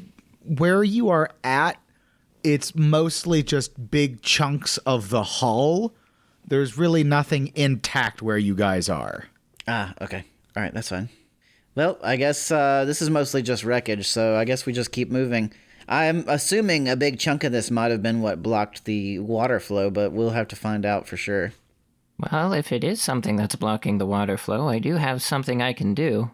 Well, I don't know if it was the Elder, but the orc specifically said something about a star falling from the sky. That's what. I completely forgot about that. I forgot to mention that, but yeah. This must be the star, then. Did anyone survive that came down with it, or was it empty? I wasn't there. We'd have to ask Deirdre. Oh. Oh well. I guess we'll find out soon. Well, now that we know what's going on, let's proceed. I hope we don't come across any monsters or nothing. So, DM, at this point, are we still seeing a water flow, or is it... No, if anything, it is a trickle, maybe. Is this wreckage that we're looking at currently further restricting it, or is it... It looks like if the river was flowing, it would flow over this stuff, no problem. Okay, so we just got to keep looking. All right. Yeah, like Keep it might going create forward. some rapids around it, but it wouldn't stop the river. I say we proceed with caution, take our times, and hide in the shadows. I'm going to go ahead and have Chico roll for stealth. I don't know if everyone else wants to stealth or no. I'll stealth Follow with your you. lead. Okay. It doesn't hurt to be a little secret and quiet. That's 1. I've won. Oh, wow. I got a 2, so a little bit better. The duck is back. So Errol's like quacking back and forth with it, and then Chico's like, I don't know, maybe Chico's trying to keep me from doing I love the image that the duck is just now part of the party. It's not. It's just there to quack. We are not stealthing. Is it the same duck? Yes, and didn't Mythbusters prove that a duck's quack doesn't echo? So it's not echoing off the sides of the canyon at all. It's very eerie. Is that Well, true? that's good. Mythbusters tested it, if I'm remembering right, and like it echoes back really quietly. Errol's gonna get out a piece of licorice and feed this duck some licorice. You know what? You now have a duck friend. I'm okay with that. This duck likes you, and it's gonna follow you around now. I'm cool with that. I like You ducks. can add that to future adventures. You've got a duck friend. All right. That's awesome. Aw. I'm gonna call him Darkwing. Sorry, so- guys. I didn't mean to disrupt our stealth. As you guys we don't need to worry about it. I think we're gonna be fine. Chico's just got in his head that we're gonna be fine. No reason to keep ourselves hidden. Nothing bad could happen. So we're just beelining it down the river or down the canyon yes. to see what's down there. As you guys round a curve in the river, there is what you can see is a massive landslide. It looks like something smashed into the side of the cliff, caused a huge landslide. And at the base of it, it looks like it's been dug out a little bit. There is a door, and above it, it reads Main Engineering. And inside are metal walkways, and you see a red light kind of flashing on and off. So maybe there were survivors. It definitely looks like we should investigate that red light. Or is it a trap? What do you guys think? Well, red usually means danger, so At the very least, we should try and figure out what it is, though. You never know what it could be. All right, I'm all for it. I'll go in there first if you want. wait, hold on a second. I need to before we go in. Now that we're going into like this deep dark cavern, Chico's like, "Now hold on, let me take a look at y'all." Wait, how tall is everyone here? You're a kobold and you are. I'm a halfling, you're 4 halfling? foot. Crap, we don't have any big guys. Well, I could be a big guy. Can Chico, you? we once upon a time Hold on. we did One at have a time. plan. Oh, sorry. Vincent, what were you saying? Vincent quickly puts his hand in front of his face, and then he transforms into Olaf that he's just saw before. There we go. All right. I don't know if you know about this, Errol, but what we do is we get behind big guys like this, and I can just hide behind one leg and you hide behind another. All right, now let's go. Well, I was gonna say we could stack ourselves and make a 12-foot tall person, but this works pretty good too. Let's do this. He opens up the door. I didn't know you could go larger. I thought you just went smaller. I can be anything you want me to be, baby.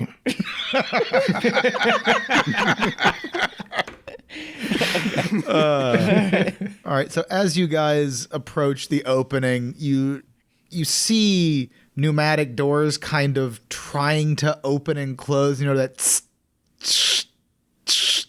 like it, obviously a short in the system. And you guys get in, and it's a long hallway is what's in front of you.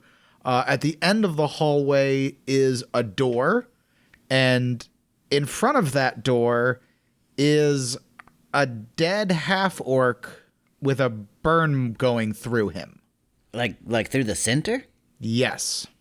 Oh my. All right, I think we need to try that stealth thing again, guys.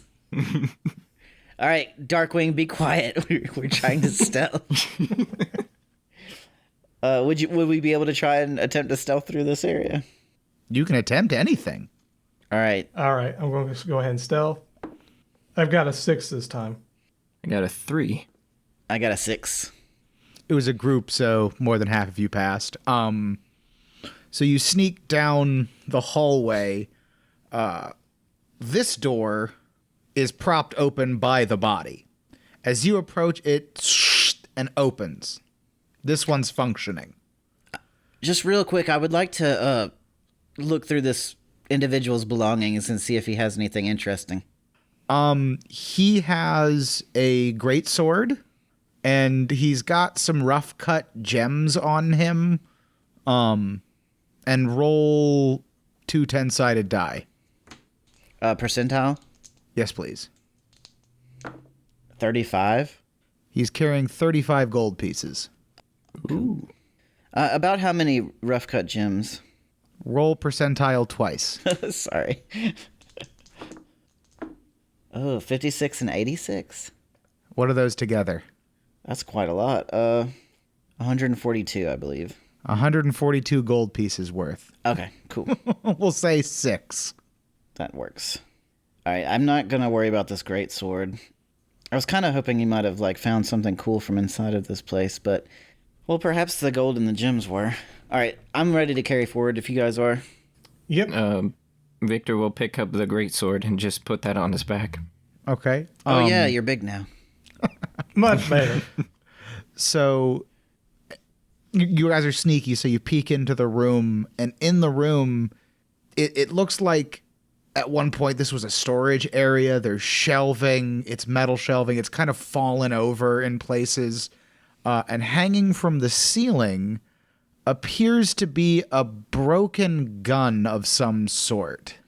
It looks like it's mounted in the ceiling, but it's very broken large and hanging at an angle. What was the question? I'm sorry, is it very large? Yes. That's quite a large gun, guys. I'm tempted to pry it from the ceiling, but it would make a lot of noise, so... Does it look like it's dangling from something thin? It looks like a metal arm was holding it at one point, and it had snapped. Oh, I forgot to mention, on the far side of the room is another...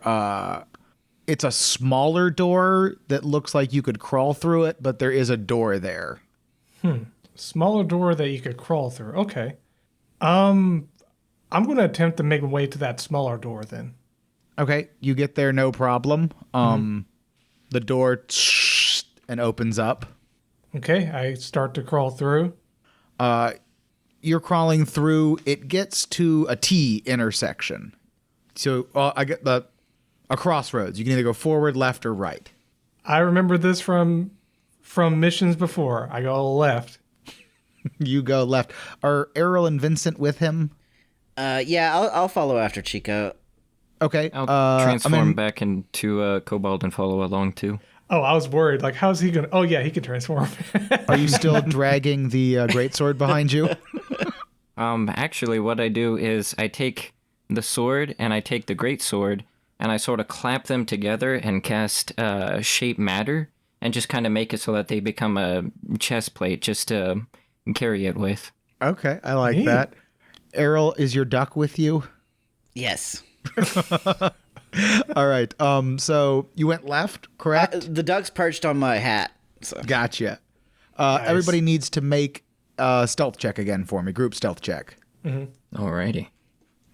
Sneaking through the vents. 7. 4. A 1.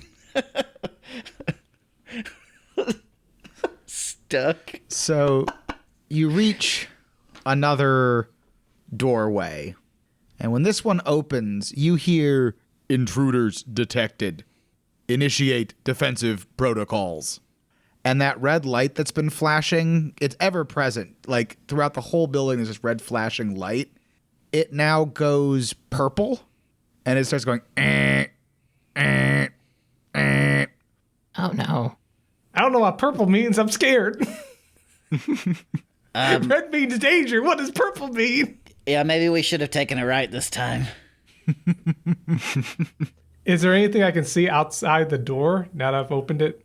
Now that you've opened it, inside are 4 more dead orcs and 2 more broken guns hanging from the ceiling. Where are the guns? Okay, so we heard this coming from a mechanical voice saying that over an intercom, I would imagine. And you can't see the whole room from where you are, but when it opened, you can see there's a wall in front of you. It looks like there's some consoles there that have been broken and smashed from the crash. And then there's the dead orcs, and then from where you can see 2 broken turrets are hanging from the ceiling. And they're not moving or anything. So I look back and think, I know it's saying that, but I think we're good to go. And I start to crawl out of that little door and look around, step up and look and try to get a better view of things. To your left, this room, again, consoles everywhere. To your left is a doorway that you can walk through. and to your right is another small door that you could crawl through. Do we follow the left-hand rule again? Well, when in doubt, go left. Let's go left. All right. All right. So you guys go left. Are you trying to be stealthy, or have you given up on stealth now? Well, they kind of know that we're here at this point.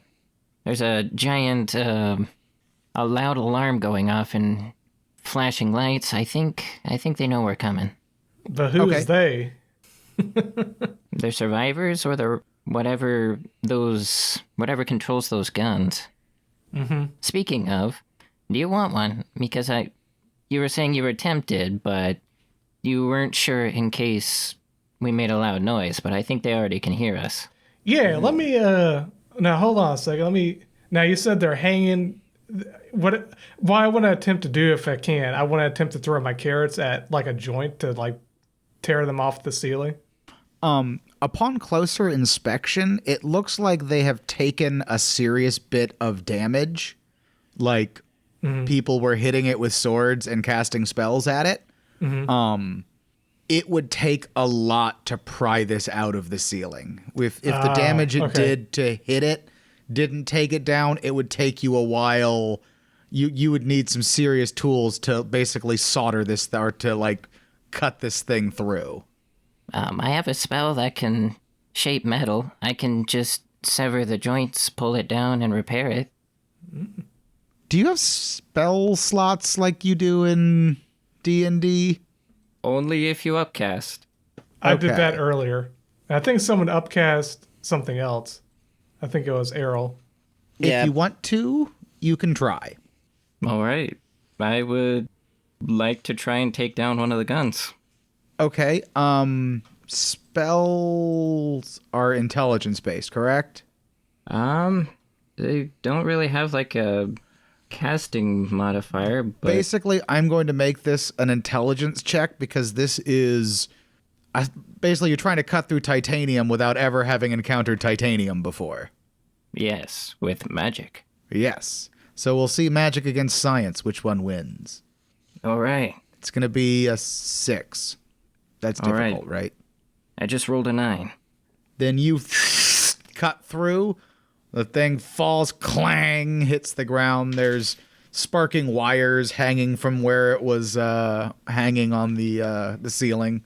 Chico, didn't you tell me about an individual named Ignatius that liked to work with machines? Oh yeah, I sure did. Yeah, he knows how to tinker with stuff like this. If we could get it back, I imagine he'd be very interested in this. Oh yeah, totally. But does it work? And Chico's gonna... How heavy is this thing? It's pretty heavy. Think like, have you ever seen the movie Predator? Think that like mini Gatling gun the guy carries around. That's about the size and weight we're talking. Well, from the rules, I'm not going to have you look up the actual weight, but from what I can tell, this is probably heavy enough to where I can't carry it around, but it's light enough to where I can deadlift it, which is like lifting it while it's on the ground, but not being able to carry it with me. So You could Chico goes carry- to lift. You could carry it, but it would slow you down. I would say you'd be at half speed. Well, and I'll look at Vincent. Well, if you were able to transform back into that big fella, Olaf, would you be able to carry it? Oh, well, despite the way that I look, my physical capabilities don't actually change. Sorry. Alrighty. Well, how about we just leave it here for the moment, and maybe we can come back and snatch it on the way out. Yeah, I think it's just going to slow everyone down. Everyone's got their own abilities, and carrying around this big thing is just going to slow everyone down. Oh, well. Roll an intelligence check for me real quick. Anybody or? Everybody. Oh, okay. That's a 10. That's a 7? A It 2. exploded, so that's a 16 total. Okay. With a 16, I'm going to let you say, in the corner over there, it looks like something that might be a dolly on wheels, that maybe you could load it on there and pull it as a sledge, because I like the idea of you guys hauling this around, and I want to reward the players for creativity. I think we'll have to give up on stealth, though, but it sounds like we can do it with this. All right. Yep, we just went from code red to code purples, so I don't know what that means, but I think stealth's no longer an option. So let's just go. It's code purple, everyone. All right, so we carry it through this left door then? Yep. Okay. Or did we pass through that door already? No, you had not passed through that door yet. Okay. So outside this door, the doors slide open, is a hallway to your left and right. You know, this door exits out into a hallway. And to your left, you see above a door, it says security. And to your right, you see a door that says reactor core, backup, or auxiliary reactor core. And right by the door to your left where it is security, there is a dead orc. And to your right is a turret that has damage done to it, but it is now locking onto you. Oh, no. Ooh. It is not surprise, so you guys get to act before it will fire. Is it, what size is it? Is it medium? Same size. All the turrets look identical. No, I mean like mechanically tiny, small, medium. Oh, we'll say medium. Okay. I'm going to try and use Mage Hand again. Let's see how this goes. If y'all are cool with me going in first again. Go ahead. Go ahead. All right. So I will upcast it again. Use another spirit point here. And it's a strength check for the turret. It's got to be a 4+. Oh, it's 5+? 4+. 4+. It did not make it. Okay, so now I don't imagine I can pull it from the ground, so it's probably just going to be locked up a little bit because it says the target can be a creature or it can be a loose object. And it says loose object. So let me see if what's picturing in my head works for you. So let's say you cast Mage Hand and you kind of grab the turret by the barrel, and it will be at disadvantage to hit you guys because it can't aim properly because your Mage Hand is kind of pulling it out of alignment. Does that sound fair to you? That will work for me. Yes. Okay. Awesome. So yeah, that's my turn. That's a whole action. All right. Well, Vincent is going to raise up his staff, and he's going to start charging magic missile. Now, because of how this works, if I charge 3, I have to forego my current turn and then fire all 3 at my next turn. So he steps out of the hallway, back into the room, charges all 3, and waits for his next turn. Okay. And that's it. Chico? Let's see. I'm going to use a feature called Skirmish, and I'm going to just get out of there before I get hit and get myself to a better position. So what I'm using from Skirmish is, I have 3 choices. I'm going to perform Vanish. So I'm going to dash, and then as soon as I'm in my dash, I'm going to hide. So, and I guess that'd be a stealth check to hide. But I dash to like some full cover, wherever, like around the door, around the wall, where I can still see the turret, but out of place, and I'm going to roll a stealth check to hide so I don't get targeted. So you're stepping back into the room you stepped out of. Am I understanding that correctly? Yeah, and just standing around the corner. Okay, so kind of like standing. So both Vincent and Chico have backed back into the room and are kind of looking around. You are peeking around the corner to see the turret and trying to hide out of its line of sight. Am I understanding that correctly? Yes. Okay. But I've got to attempt to hide, though. So that's a D10, and I got a 6. Yeah, that's fine. Okay. That'll work. Yeah, definitely. Okay, but that's all I can do. I'm not attacking. I like I said, I use Skirmish in order to dash away and then hide immediately. Okay. So I'm in stealth now. That means that Errol is the only one it can fire at, so it is going to fire its 2 shots at Errol. 2. Yes, it fires twice. You are hit for a total of 8 points of damage, Errol. Oof. And that was at disadvantage, right? Oh, I forgot disadvantage. You were hit for 4 points of damage. Oh, that's better. I rolled 2 2s. All right, Mage Hand, help me out there. All right, so is that back to me? Yes. All right, so Mage Hand does have some other things I can do. One of them is Crush, and it would take Eldritch damage equal to half the number of faces on your fighting die.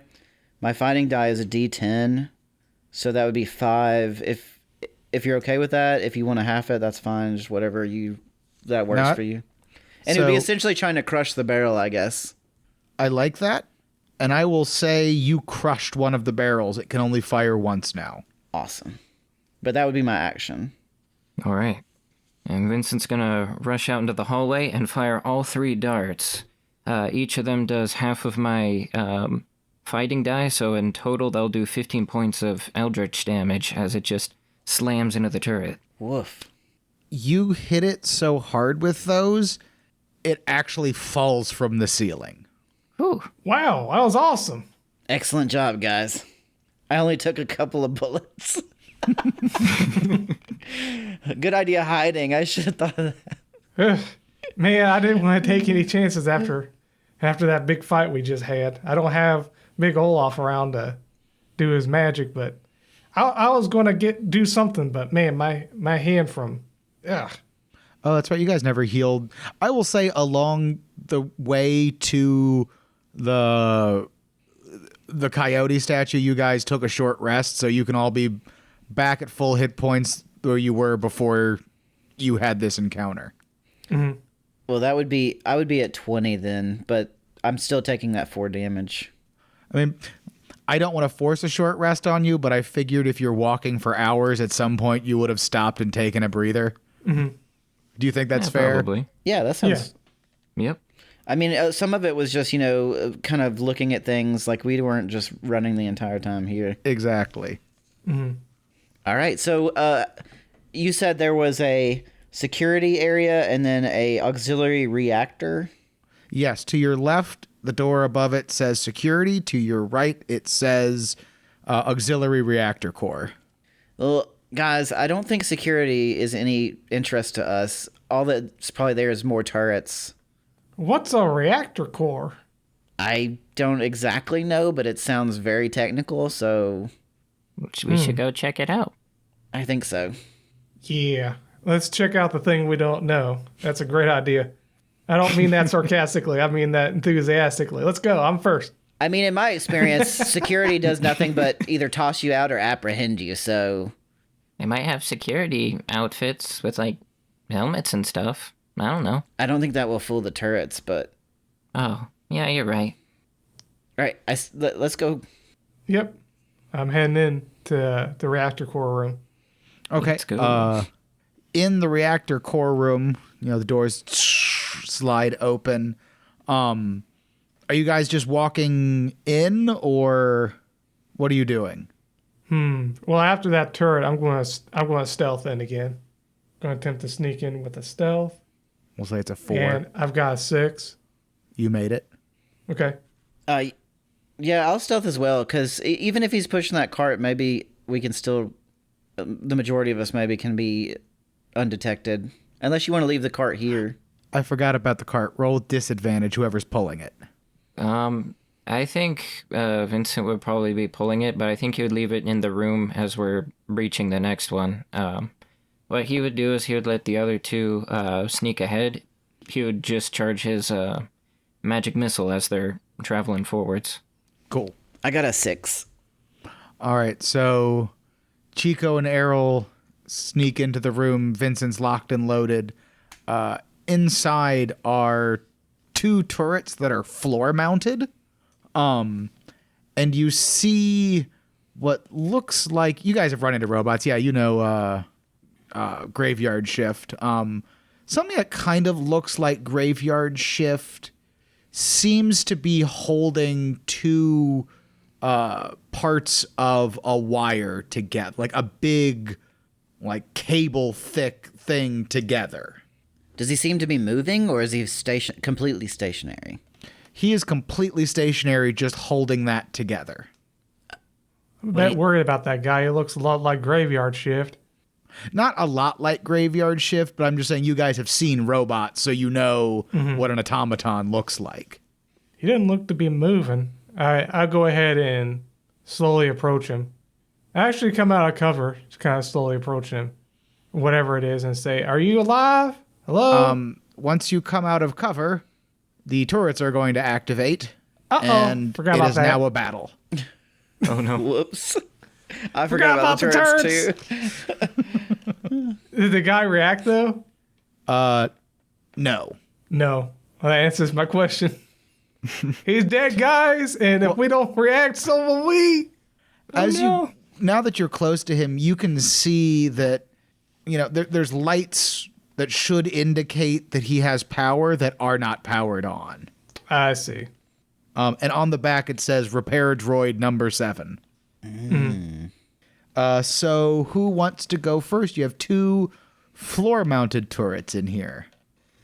Floor mounted. Okay. Well, in this case, Chico, you are in the line of fire. Would you like to go first in this instance? Yeah, I'm going to do the same thing I did before, doing the skirmish, aka vanish.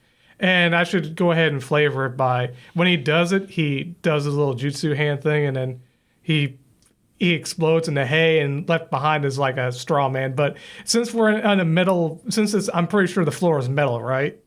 Yes. Usually it's stick in the ground, just stay there, but when he does that, it just spins around for a minute and then just plops to the ground.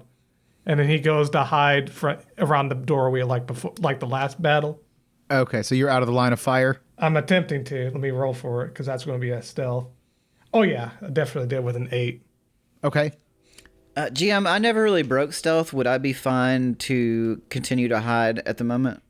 Go ahead and make another stealth check with disadvantage now that the system has been activated in here. All right. A 5 and a 6. 5 and a 6. Yeah, no problem. You're hidden. So I will try to... is there any form of cover in this room in particular? So the room has the 2 turrets on either side of the room. The droid, we'll say, is standing center right, holding the cables together. And throughout the room, there are a couple of consoles here and there that you could hide behind. Just as a quick glance, without like super investigating it, is it obvious what the cables are going to in the room? Yes. You can see the cable goes to a very bright, glowing box, is the best way I can describe it, at the end of the room, that seems to be fluctuating in its brightness.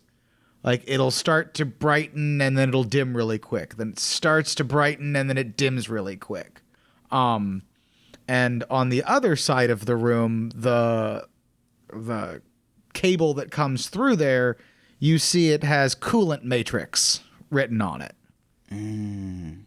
Interesting. So I have a different idea. Instead of just hiding behind this, would I be able to move in 6 to get behind one of these turrets if I skirt around the edge as best I can without attempting to not be seen? Yes, I will say you can do that, but it's going to be a difficult one, so you will need a 6? What's difficult? Yes, a 6. Would it still be at disadvantage? No, I'm not going to say disadvantage this time. What can you do with spirit points aside from upcast spells? Can you do anything to help your rolls? You can yes, you can burn one.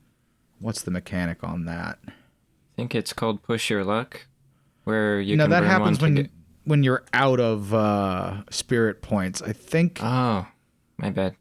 Maybe it. Hold on, sorry, I closed the rule book like an idiot. Come on. Does anyone else have the rule book open? Because mine is being really weird right now. What do you need to look up? Can you spend spirit points to help skill checks? Oh, I have no idea. Stack the odds. You grant yourself that's the advantage on a test. You must decide whether or not to do stack the odds before the roll. Okay. And it costs a spirit point? Yes. Okay. I will use 1 spirit point. I'm down to 2 now. And I will stack the odds to give myself advantage on the stealth check. Okay. If that's cool. A 6 and a 9. You needed a 6. All And right. you are very, very sneaky. So I'm going to try and sneak up behind one of the turrets. And if I still have an action, that was my movement, right? Was that fine? Yeah, I'll say you still have an action. Okay. Well, it hasn't locked onto you, so combat hasn't started because Chico's out of the room. Okay. So unless Chico comes back in and makes himself a target, it doesn't know you're there. So I would like to get behind the closest one I can get to and take my rapier and use my stab attack to try and jab any power source or just whatever looks the most important in this machine and just stab. Okay, I'm going to let you roll double damage on it, but it's basically going to be an attack. That's fine. All right, so a D10. A 2. That's barely... If that's a success, this is barely a success. Well, a 2 is what you need to succeed, but I said double, so roll a second time for the damage as well. That's right. 6, so 8. All right, so it takes 8 damage. Thank you. And now, since Chico is still not a target, it is going to shoot at you. I asked for it.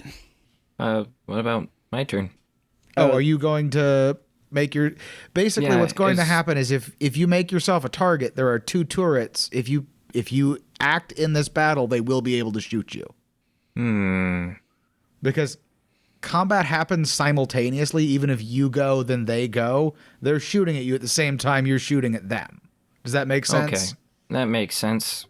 So, still, it sounds like there's something going on in that room, and Chico just poked his head out and around the side here, so I would step out and fire 2 magic missiles towards one of them and 1 towards the other one. So one of them would take 10 points of eldritch damage, and one of them would just take 5. Which one do you want to take 10? The one Errol hit or the other one? The one Errol hit. Okay. But I wouldn't fully expose myself. I would kind of poke around the corner edge and give myself half cover while doing so. Okay. Yep. Who are you going, Chico, or are they firing now? Oh, is this the second turn? It's their turn. Chico went first because I allowed him to Yeah, I get went out. first. Yeah, he wanted me to do it since I was the first one that went. Errol. So what you did before is that combat was over because you left the room. The system didn't know he was there. Errol snuck around and initiated a new combat. Oh. So what you did first was because in my mind, the system, the threat isn't there. It can't shoot them. It goes back to where's the threat. It doesn't know Errol's there. Errol sneaks up, stabs it. Combat starts again. Okay, so what I'm going to do is I see who attacked what. So that turret is still up after being attacked by the 2 Eldritch Blasts? Yes, it looks rather damaged, though. Okay, what I'm going to do is you see Chico poke out and you see him have a little device. It kind of looks like a metal pin with a little button on it. And he just kind of pokes his head around. He's out in the open now, and he clicks down on it. And then you hear an explosion come from the second turret, not the one that was attacked a bunch of times, just the other one, the one that was hit the least. Okay.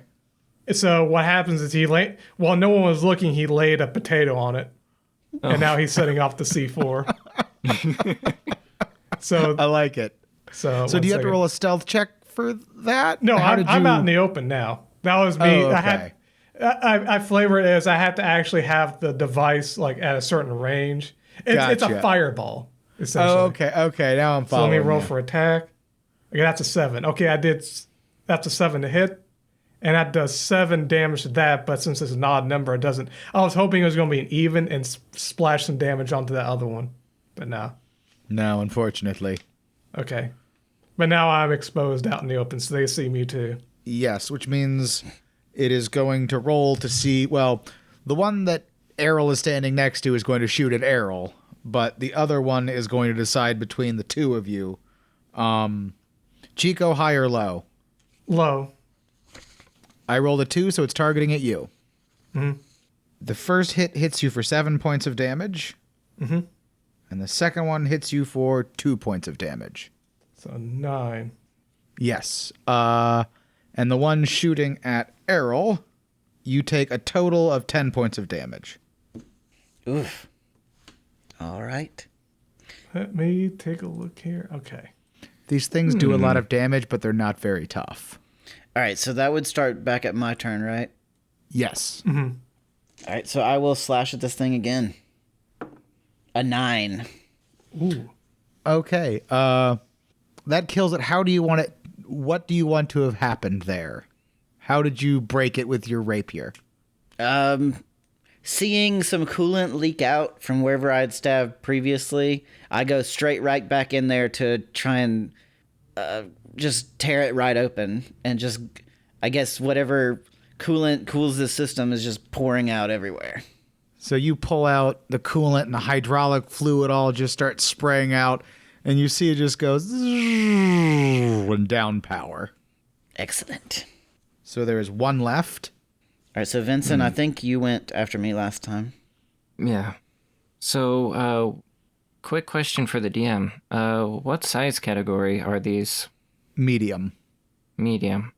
All right, so I would like to actually run out there and lay my hand on the last turret. Okay. And I would like to upcast Shape Matter using a spirit point and cast Ruin. The target takes damage equal to 3 times the number of faces on your fighting die if the target is made out of metal in my case.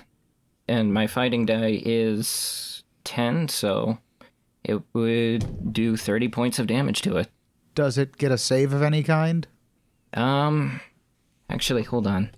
It may not have a save, but okay, it doesn't work if it's a magical object or if it doesn't count as an object in this case.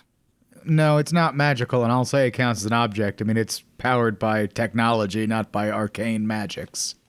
All right. Although I guess if we're using the technical term of arcane, it is arcane to you, but not magical.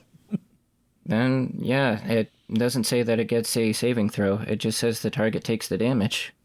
It makes a loud thundering noise. That thing explodes. Now, but because combat does happen at the same time, it is going to fire because it was firing at you guys at the same time you were firing at it. Makes sense. So the one firing at Errol, you take 5 points of damage. Oof. Who was the other one firing at? From before? Yeah. Because I was getting right? fired at as well. Okay, you are going to take 6 points of damage. Okay. But they are both broken down. Yep. And Chico's injured pretty badly after all that. He's like, ah. Yeah, I'm not feeling. Man. I'm not feeling so great myself. I could use a constitutional. You guys could take a short rest in here if you wanted. There are no more turrets. But man, I just saw what you did. I was worried because I was wondering how we're going to get rid of this huge thing blocking the river. But now seeing what you were able to do with your magic, to just destroy that turret by just holding on to it and touching it and doing. Because I saw how much it was able to do. I just imagine you just. It's like you turned into like a soda can. You just crushed it. It's like, man, that was. I wonder if you could do that. Could you do that with this whole? I don't know what to call this place. This whole place. I could try, but it would probably take everything out of me. Or is there a way to blow this place? Just kind of blow it up. So, GM, you said the cables were connected, and it said something about a cooling system. Is that correct? Yes. Cooling matrix. Oh yeah, that robot fella. So, I don't know whether I would know anything about this or not, GM. Should I make an intelligence check or anything? Yeah, go ahead and make an intelligence roll for me. I'd like to. Could I go ahead and make one as well? Because Absolutely. Chico's thinking on it as well. Ooh, I got an 8. An 8? Yes. Based I got on the 3. technology of the turrets, you kind of get the idea of how coolant works, and you guys have talked to artificers. I mean, you guys have a mech at Fire-Breathing Kittens that Flex Arcana drives around, so That's true. you guys are aware of the basics of, like, okay, here's a coolant system, So and this is kind of how it works. in this case, would this be like it would keep the core, whatever's left here? Would it disrupt or destroy this thing, or would it just shut the power system down? You rolled. From what you can tell, there's power fluctuating because the coolant matrix is not attached to the core correctly. The machine, the robot is holding it together, and it's not getting cooled properly, and it looks like it's expanding and getting hotter, and then a burst of coolant hits and it cools down. And then it starts to get hot again, and then a burst of coolant hits and it cools back down. So if the cable is detached, it would explode. Are you detaching the cable? I'm just trying to understand what the ramifications would be. Then who are you asking that question? Are you praying to God? I'm not here to give you solutions. I'm here to present you with problems. That is a good point. Chico, I really want to disconnect this cable. I'm not entirely sure what will happen. I think it might explode this whole place, which means we'd have to run. Or the other option is it just powers down the system. Shucks, how do we? I say we should go ahead and unplug it and get the hell out of Dodge, if you know what I'm saying. Just run as fast as we can, but we got to remember where we came from. Well, we took mostly lefts to get here, except for the last door was... Oh yeah, this room, yeah. Once we leave this room, we just take a bunch of lefts. Well, it'd be take rights. a bunch of rights, yeah. Yes. All right, and we should get back. You guys want to do that? You want to unplug this and... I'm down for it. How many coolant attachments are there to the core? 3. 2 of them are undamaged. 1 of them is being held together by the robot. All right. So for the connection for the coolant to the machine itself, does it have like a metal connection where it sort of docks, or does it go inside of it? Are you asking if you can unplug it? No, it's more... I was thinking about using the spell that I had before, Shape Matter, so that I can attach to all 3 of them a delayed version of the Ruin spell, so that it would just explode in about 3 minutes, giving us more time to escape. I will say yes, you can do that. All right. Well, guys, I think I can put a delayed explosion on all 3 of those cords there, and we can take our time getting out if that's what we really want to try and do. I love this idea, Vincent. That would work. Just real quick, I'm going to case this joint to see if there's anything interesting in this room before we peace out of here. Well, we need to remember to bring that gun we found with us. Oh, yeah. GM, is there anything else interesting? Any knickknacks? Anything I can take back? Yes. You find a battery that is advanced technology that we're going to call it magic, that can be used to either recharge any magical item that has been depleted or power any sort of automaton that is dead and power it back to life. Interesting. There are also 2 laser pistols in here. You'll have to talk to Deidre for the stats on that. I would say you guys don't know how to use it just by looking at it, but you'll get the same laser pistol she has. Chico looks at that broken down robot. Should we use that battery on that fellow over there? I'm cool if you want to take the battery. I just want one of the laser pistols, if that's cool. I think it looks like he's trying to put the place together. I'm not sure if he would be happy if we just...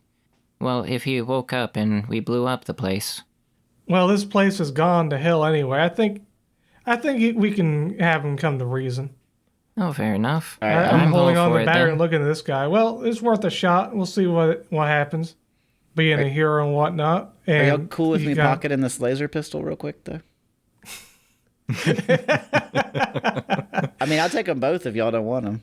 Sure, go ahead. I'm pretty sure he'd try to retaliate if he's confused. There's nothing wrong with that. Animals do that all the time. And as he's saying that, he puts the battery in and tries to see if he recharges and turns back on.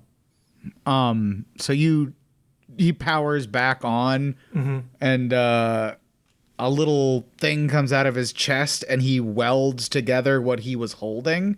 The battery is now kind of in him, and then he goes around and goes back to the turret that Errol destroyed and starts repairing it. Wait, stop. I try to... Is he listening to me at all? When you try to say stop, it says unauthorized order given. And it continues to try to repair the turret. Can I explode him? If you want to. Let's think about restraining him first. What it's trying to do is repair the damage that you guys have done. Is there a way to restrain him? I've got You this can try to rope take here. the battery out again. Yeah, that would work too. I try to take the battery out. Roll a strength check for me, because it's like plugged into him now. What is my strength? I don't think it's... GM, if it's okay, I'll try to assist him by grabbing the thing's arms and like holding him a little bit. Oh, okay. Okay. I rolled an 8. It exploded. Oh, So I got a 10 total. never You mind. pulled that thing like pop straight out. I didn't realized even- what was happening. I'm like, we'll do this later. And I take that and how heavy is this guy? He is a big, heavy machine. We could put him on the cart. Yeah, let's do that. I'd rather save this guy's life than... Maybe once he's away from this... Once we blow this place to smithereens, maybe he'll wake up or something. I don't know. Are you sure there's room? On the dolly? You can put a person on a dolly, I'm sure. This guy's like human shape. Yeah, I'll say you can put him on the dolly and he can hold the turret if you want. Yeah, we don't have to worry about Awesome. stealth no more. So I'll take the turret and put him on the dolly. Someone can carry him with the dolly. I'll keep a hold of that battery as well. All right, look, guys, as we're walking away from this thing, when it explodes, don't look back. All right, so as you guys are crawling through, like right before you exit, you see a sign by the side of the door you're about to exit, and it says, "In case of water landing, please take inflatable raft." Oh. It's just like ding. I think we need an inflatable raft because once this place blows up, that whole canyon is going to be filled with rushing water. Well, let's search this place. Do we see one anywhere in the area? Maybe in security. Right Because by there's- the door, like by the sign, there's a little box, and inside's a little yellow square. All right, I'll pick that up as well. And on it says inflatable raft. How convenient. All right, let's make our way out of here safely, and then, well, first accept those charges, Vincent. I'll do the honors. He touches all three of them, and they start glowing and humming as a field of energy starts vibrating around them. All right, we got about 5 minutes. Let's get out of here. All right, so you Start guys rushing are it. booking it down, trying to get out of this valley before it blows. You hear the explosion behind you. You start to hear the water rushing behind you. What do you guys do? I throw out that inflatable raft, and I don't know how this works. I'll hop in. It's very clear there's like a pull cord that inflates I'm it. freaking out still, but someone else has to do it. I'll pull the pull cord. I'll throw it down. I didn't think about this. Hop It in, Chico. inflates. You Jump guys in hop with in the right robot. as the water smashes into you, and you go, over those rough rapids I was talking about. That the fallen debris was going to create rapids. Mm-hmm. You sail down the twists and turns of this river. I mean, you guys this is a flood that you're just riding. And eventually it starts to kind of even out. Now you're just sort of riding with the river on this inflatable raft. GM, if it's okay, I'm going to summon my mage hand and use it as a rudder to like maneuver us a little bit. Absolutely. Okay, I'm going to slam the battery back into this fella and get ready to take it out in case he's like, intruders detected, and starts Okay, trying to kill us. You plug it back in, and he perks back up and says, "Repair, repair, repair. What repair? Repair." Can you talk to us? Do you understand what we're saying? Hello? I'm waving his hand, smiling like, you can talk to us, right? There's nothing left to repair. You can repair this, though. And he holds out the gun turret in front of him. He looks very pleased and starts it won't have power, but he's doing repairs to it. Excellent. I think he just has to do something with his hands. I know that feeling. I think we did a good job. Good thinking, Vincent. Thank you. So do you I'm guys glad want he to has something to do. ride the river all the way down to Back Mountain to Home? that orc encampment. Yeah. Oh, Chico. All right. Here's what we do. When you enter the town, I think that you should, before we enter the town, I think you should try and yip to draw those coyotes that you befriended earlier. And I think we walk into town with the coyotes. And then we say that the coyote deity chose Bye. you and gave you a blessing by clearing the river, and that all is well, and that the end has not come. I love that idea because we're lying to him, and that's exactly what Mai would do. Let's do it. But So with I'm actually with a coterie of coyotes, they will definitely believe that happened. Yes, and the coyotes will definitely side with me because I gave him some food. Yep. That I was going to make them ask you for a snack, and then I forgot you gave them food. Yep. So you yip, and those 3 coyotes come, and they're actually with their pack. So there's actually like 7 or 8 of them, Oh, nice. and they kind of sniff around you and got any snacks? Not right now. We need some help now. You just follow behind us, and we'll give you all the snacks you want. Promise? Promise. Errol has hidden the duck under his hat. Oh no. The snack. No, of them he's hiding the duck under his hat. One of them kind of sniffs it and then walks away. He's not interested in duck. So you guys triumphantly enter back to the I called it mountain home. There's sort of a reverent silence as you're leading a pack of coyotes through. Olaf looks at you and sees that the river is flowing again, and he turns to the people and says, "Emu flows once more. The old world has not passed. Old laws and old rules still bind us. These 3 heroes have restarted eternity. One is of the blood. Do you wish to raise him?" And you hear a cheer. Oh, And he turns to shucks. you and says, "Would you care to take your place as an elder?" I sure do appreciate it. He's blushing. He's just like rubbing the back of his eye. I really do appreciate it, but I got other things to attend to. He leans down. back- He leans down next to you as you're like, I don't know. And he goes, "Look, just say yes. Vote not to attack the town, and we'll owe you." Oh, yeah. And I wink and I'm like, yeah, I get it now. I get what you mean. Yeah. Yes, I will take on this position as the new elder of this town. And the 3 guys that you beat earlier just look really mad about that. And Olaf turns to the crowd and he goes, "I ask for a vote. Do you vote to attack the people of Briar's Glen?" No. "I vote nay." And he looks at you. I vote no. "The attack will not begin." And there's some cheers, some boos. And he goes, "If I were you, I would leave now." Yep, let's get going, everyone. Thank you, All Elder. right. Thank you, Elder Olaf. Yes, You start- Elder Olaf, we certainly do appreciate everything you're doing. And keep this town safe and keep doing what you're doing. May Ma-Yi go with you. As with And you as well. And as you guys are leaving, you see a couple of like scuffles break out. Like, it doesn't look like there's going to be a civil war, but there's definitely going to be some fighting going on in that camp that night. They're going to feel that in the morning. Yep. That happens all the time on the farm. I think Mai just enjoys these bloodbaths and whatnot. Well, not bloodbaths, but you know, these tussles. Anyway, let's go back to the village and get our reward. Okay. Are you guys just going to go straight back, or do you want to do anything before you get there? I'm down with heading straight to Briar's Glen. I think Vincent would just, on the way back, speak up and just say, You know, I don't even know why there's a bounty on my head. I didn't take any money when I left. Yeah, I'm it trying to comes to figure it simple out. misunderstandings and whatnot. Look, Vincent, you're clearly capable, and you did well in this adventure. If you need help handling that, I hold no judgments. Whatever happened there, I'm willing to help you. Yep, same here. I've had fire-breathing kittens help me in my situation, and I'll do the same for you, my friend. Oh, thank you.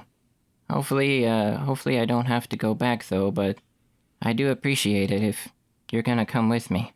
All Well- right. So If anything, what's his name? I have it written it down somewhere. Can't remember the name of what's the name of the the mayor? Kalamon. If anything, we'll run the Kalamon and get you sorted out. Yeah, I think that would be a good idea, yeah. Maybe you'd be able to help us out with figuring out what's going on. But you can't ask him directly. He has to just show up. So as you guys get to town, Sydney McCready greets you there, and She's like, oh, geez, I'm so glad you guys are here. Oh, did you solve the problem? Yep, there was just a water blockage up in the pipe, so we got it cleared up for you, miss. Oh, well, thank you so much. I really appreciate that. Well, I know the going rate for fire-breathing kittens is 5,000 gold pieces for each adventurer. So, I got the case over here, and it's a big, heavy crate that she puts down, and inside is 15,000 gold, 5,000 for each of you. Whoa. That's very nice. This is going to make this is a nice big jingly sack of cash. Kind of see why, what's her name? I think it goes by Jane. I see why she likes his money so much. Got that nice jingle and nice gold sheen to it. And I can get used to this kind of pay. Well, that's one thing about fire-breathing kittens. I don't like to mention that much, but we get paid pretty good when we do a good job. Well, you certainly saved the town, and we owe you a big one. Sydney McCready, it was a pleasure working with you. We appreciate the reward, and it was an awesome adventure. Oh, well, thank you so much. I heard your casserole's amazing, by the way. Oh, well, if you want to stay for the party tonight, there's going to be tuna surprise. Excellent. You guys want to stay? I could use a nightcap here. All right, so you guys One stay. party shouldn't be too bad. Yeah, I'm a little beat up still. Ow. There is a delicious potluck served. Every casserole you can imagine under the sun is out. There's 8 things that are called salad with not a vegetable in sight. Jars of mayonnaise and everything. Very Midwestern. Hey, are there I asked her if there's anything that needs to be repaired. I mean, yeah, there's a couple of, there's burnt out buildings out in the edge of town. There's always some work to do. We have the perfect person to do that. Does he have you said repair robot number 7, I think is what you said? Yes, repair bot number 7. Repair bot 7. We got a job for you. It walks over. Repair? Love this now. Yes, repair the houses. Repair! And it walks outside just so happy. It's not necessarily going in the right direction, but he is so excited to go repair things. Y'all, I'm picturing that NES robot thing from, do y'all remember that from like the 90s? Rob? Yeah. Wow, Yeah. But we I tell her, you're going to need to help send him in the right direction. He's not that bright, but man, he sure does love to repair. Well, we really appreciate it. Any help we can get around here is always a benefit. GM, is Kalamon in the vicinity? If you want him to be, sure. So I will search him out real quick, and I will hand him one of these laser blasters. And I'll say, Kalamon, buddy, you're always there when I need you. So I thought I'd repay you. I snatched this thing off that spaceship we were on. Oh, well, thanks. This might come in handy. Oh, and Chico goes to remind Errol. Errol, wasn't there something you wanted to do when you got back? Or was this it? I think this was it. Oh, okay. Oh, I think we were going to ask him about what was going on with the bounty and all that. Oh, okay. Yeah, Kalamon, can you let us know if you get any information on this bounty on this Vandrix the Fifth? We were very curious on why he has a bounty on his head. Well, about a month ago, he returned after being banished and raided his father's treasury and stole all the gold. Do you know, you have a description of the individual? He describes Vincent at the beginning of the episode to a T.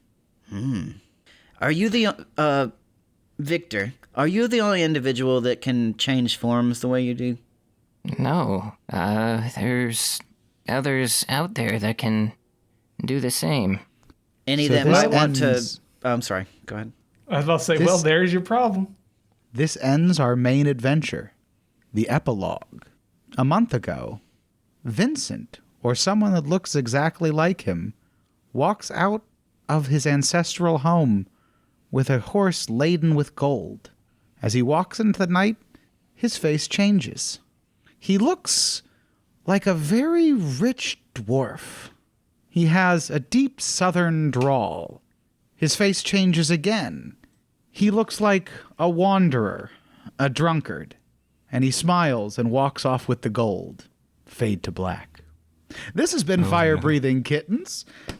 Joining us tonight was Errol. Darkwing, this adventure was quacktastic. Vincent. I am really concerned about this bounty on my head. What will happen next? Chico. Man, things have just been getting better and better. Good pay, doing good things around, helping people out, and learning more about my ancestry, though. I don't even think it much matters as long as we're doing the right thing and tricking people, just having fun with it. But overall, I'm glad to be a part of Fire Breathing Kittens. Well, thank you all for joining us, and join us next time for Fire Breathing Kittens. Goodbye. Bye. Bye. Have you heard of Reading and Writing Podcast? This podcast has interviews with authors about their books, their writing habits, their favorite novels, and how they got started writing. Recent episodes include an interview with Mark E. Scott, the author of Drunk Log, Denise Crittenden, author of the novel Where It Rains in Color, and Tori Whitaker, author of the novel A Matter of Happiness. Check out Reading and Writing Podcast.